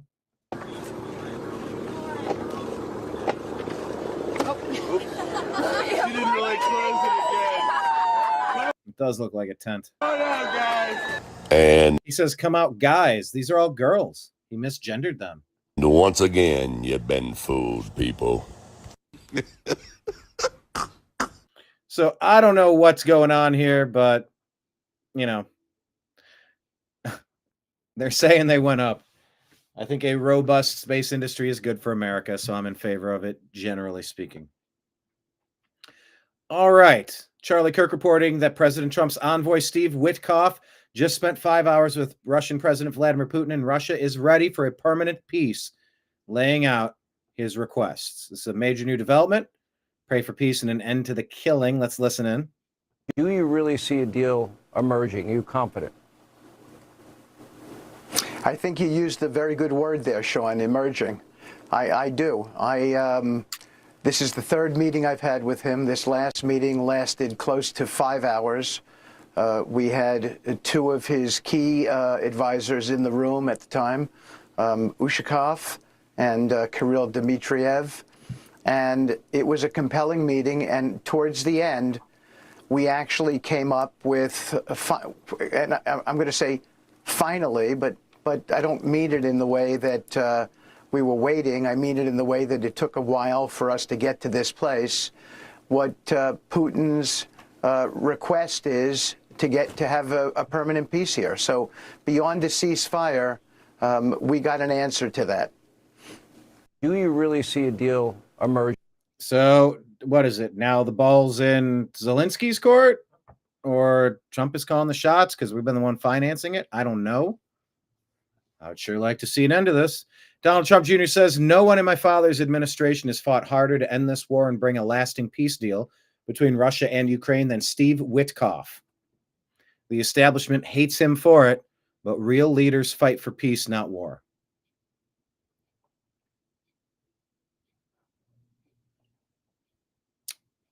This other person, Gen X Vix, says the Blue Horizon, what's it called? The Blue such and such.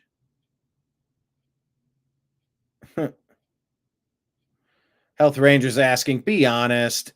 How many of you think this entire thing was staged and never really happened? They're saying staged, no helmets, those cat suits, nope. Then they give you a video. Watch this and get the details of what it would have been like if it was real. I mean, was it staged? I don't know.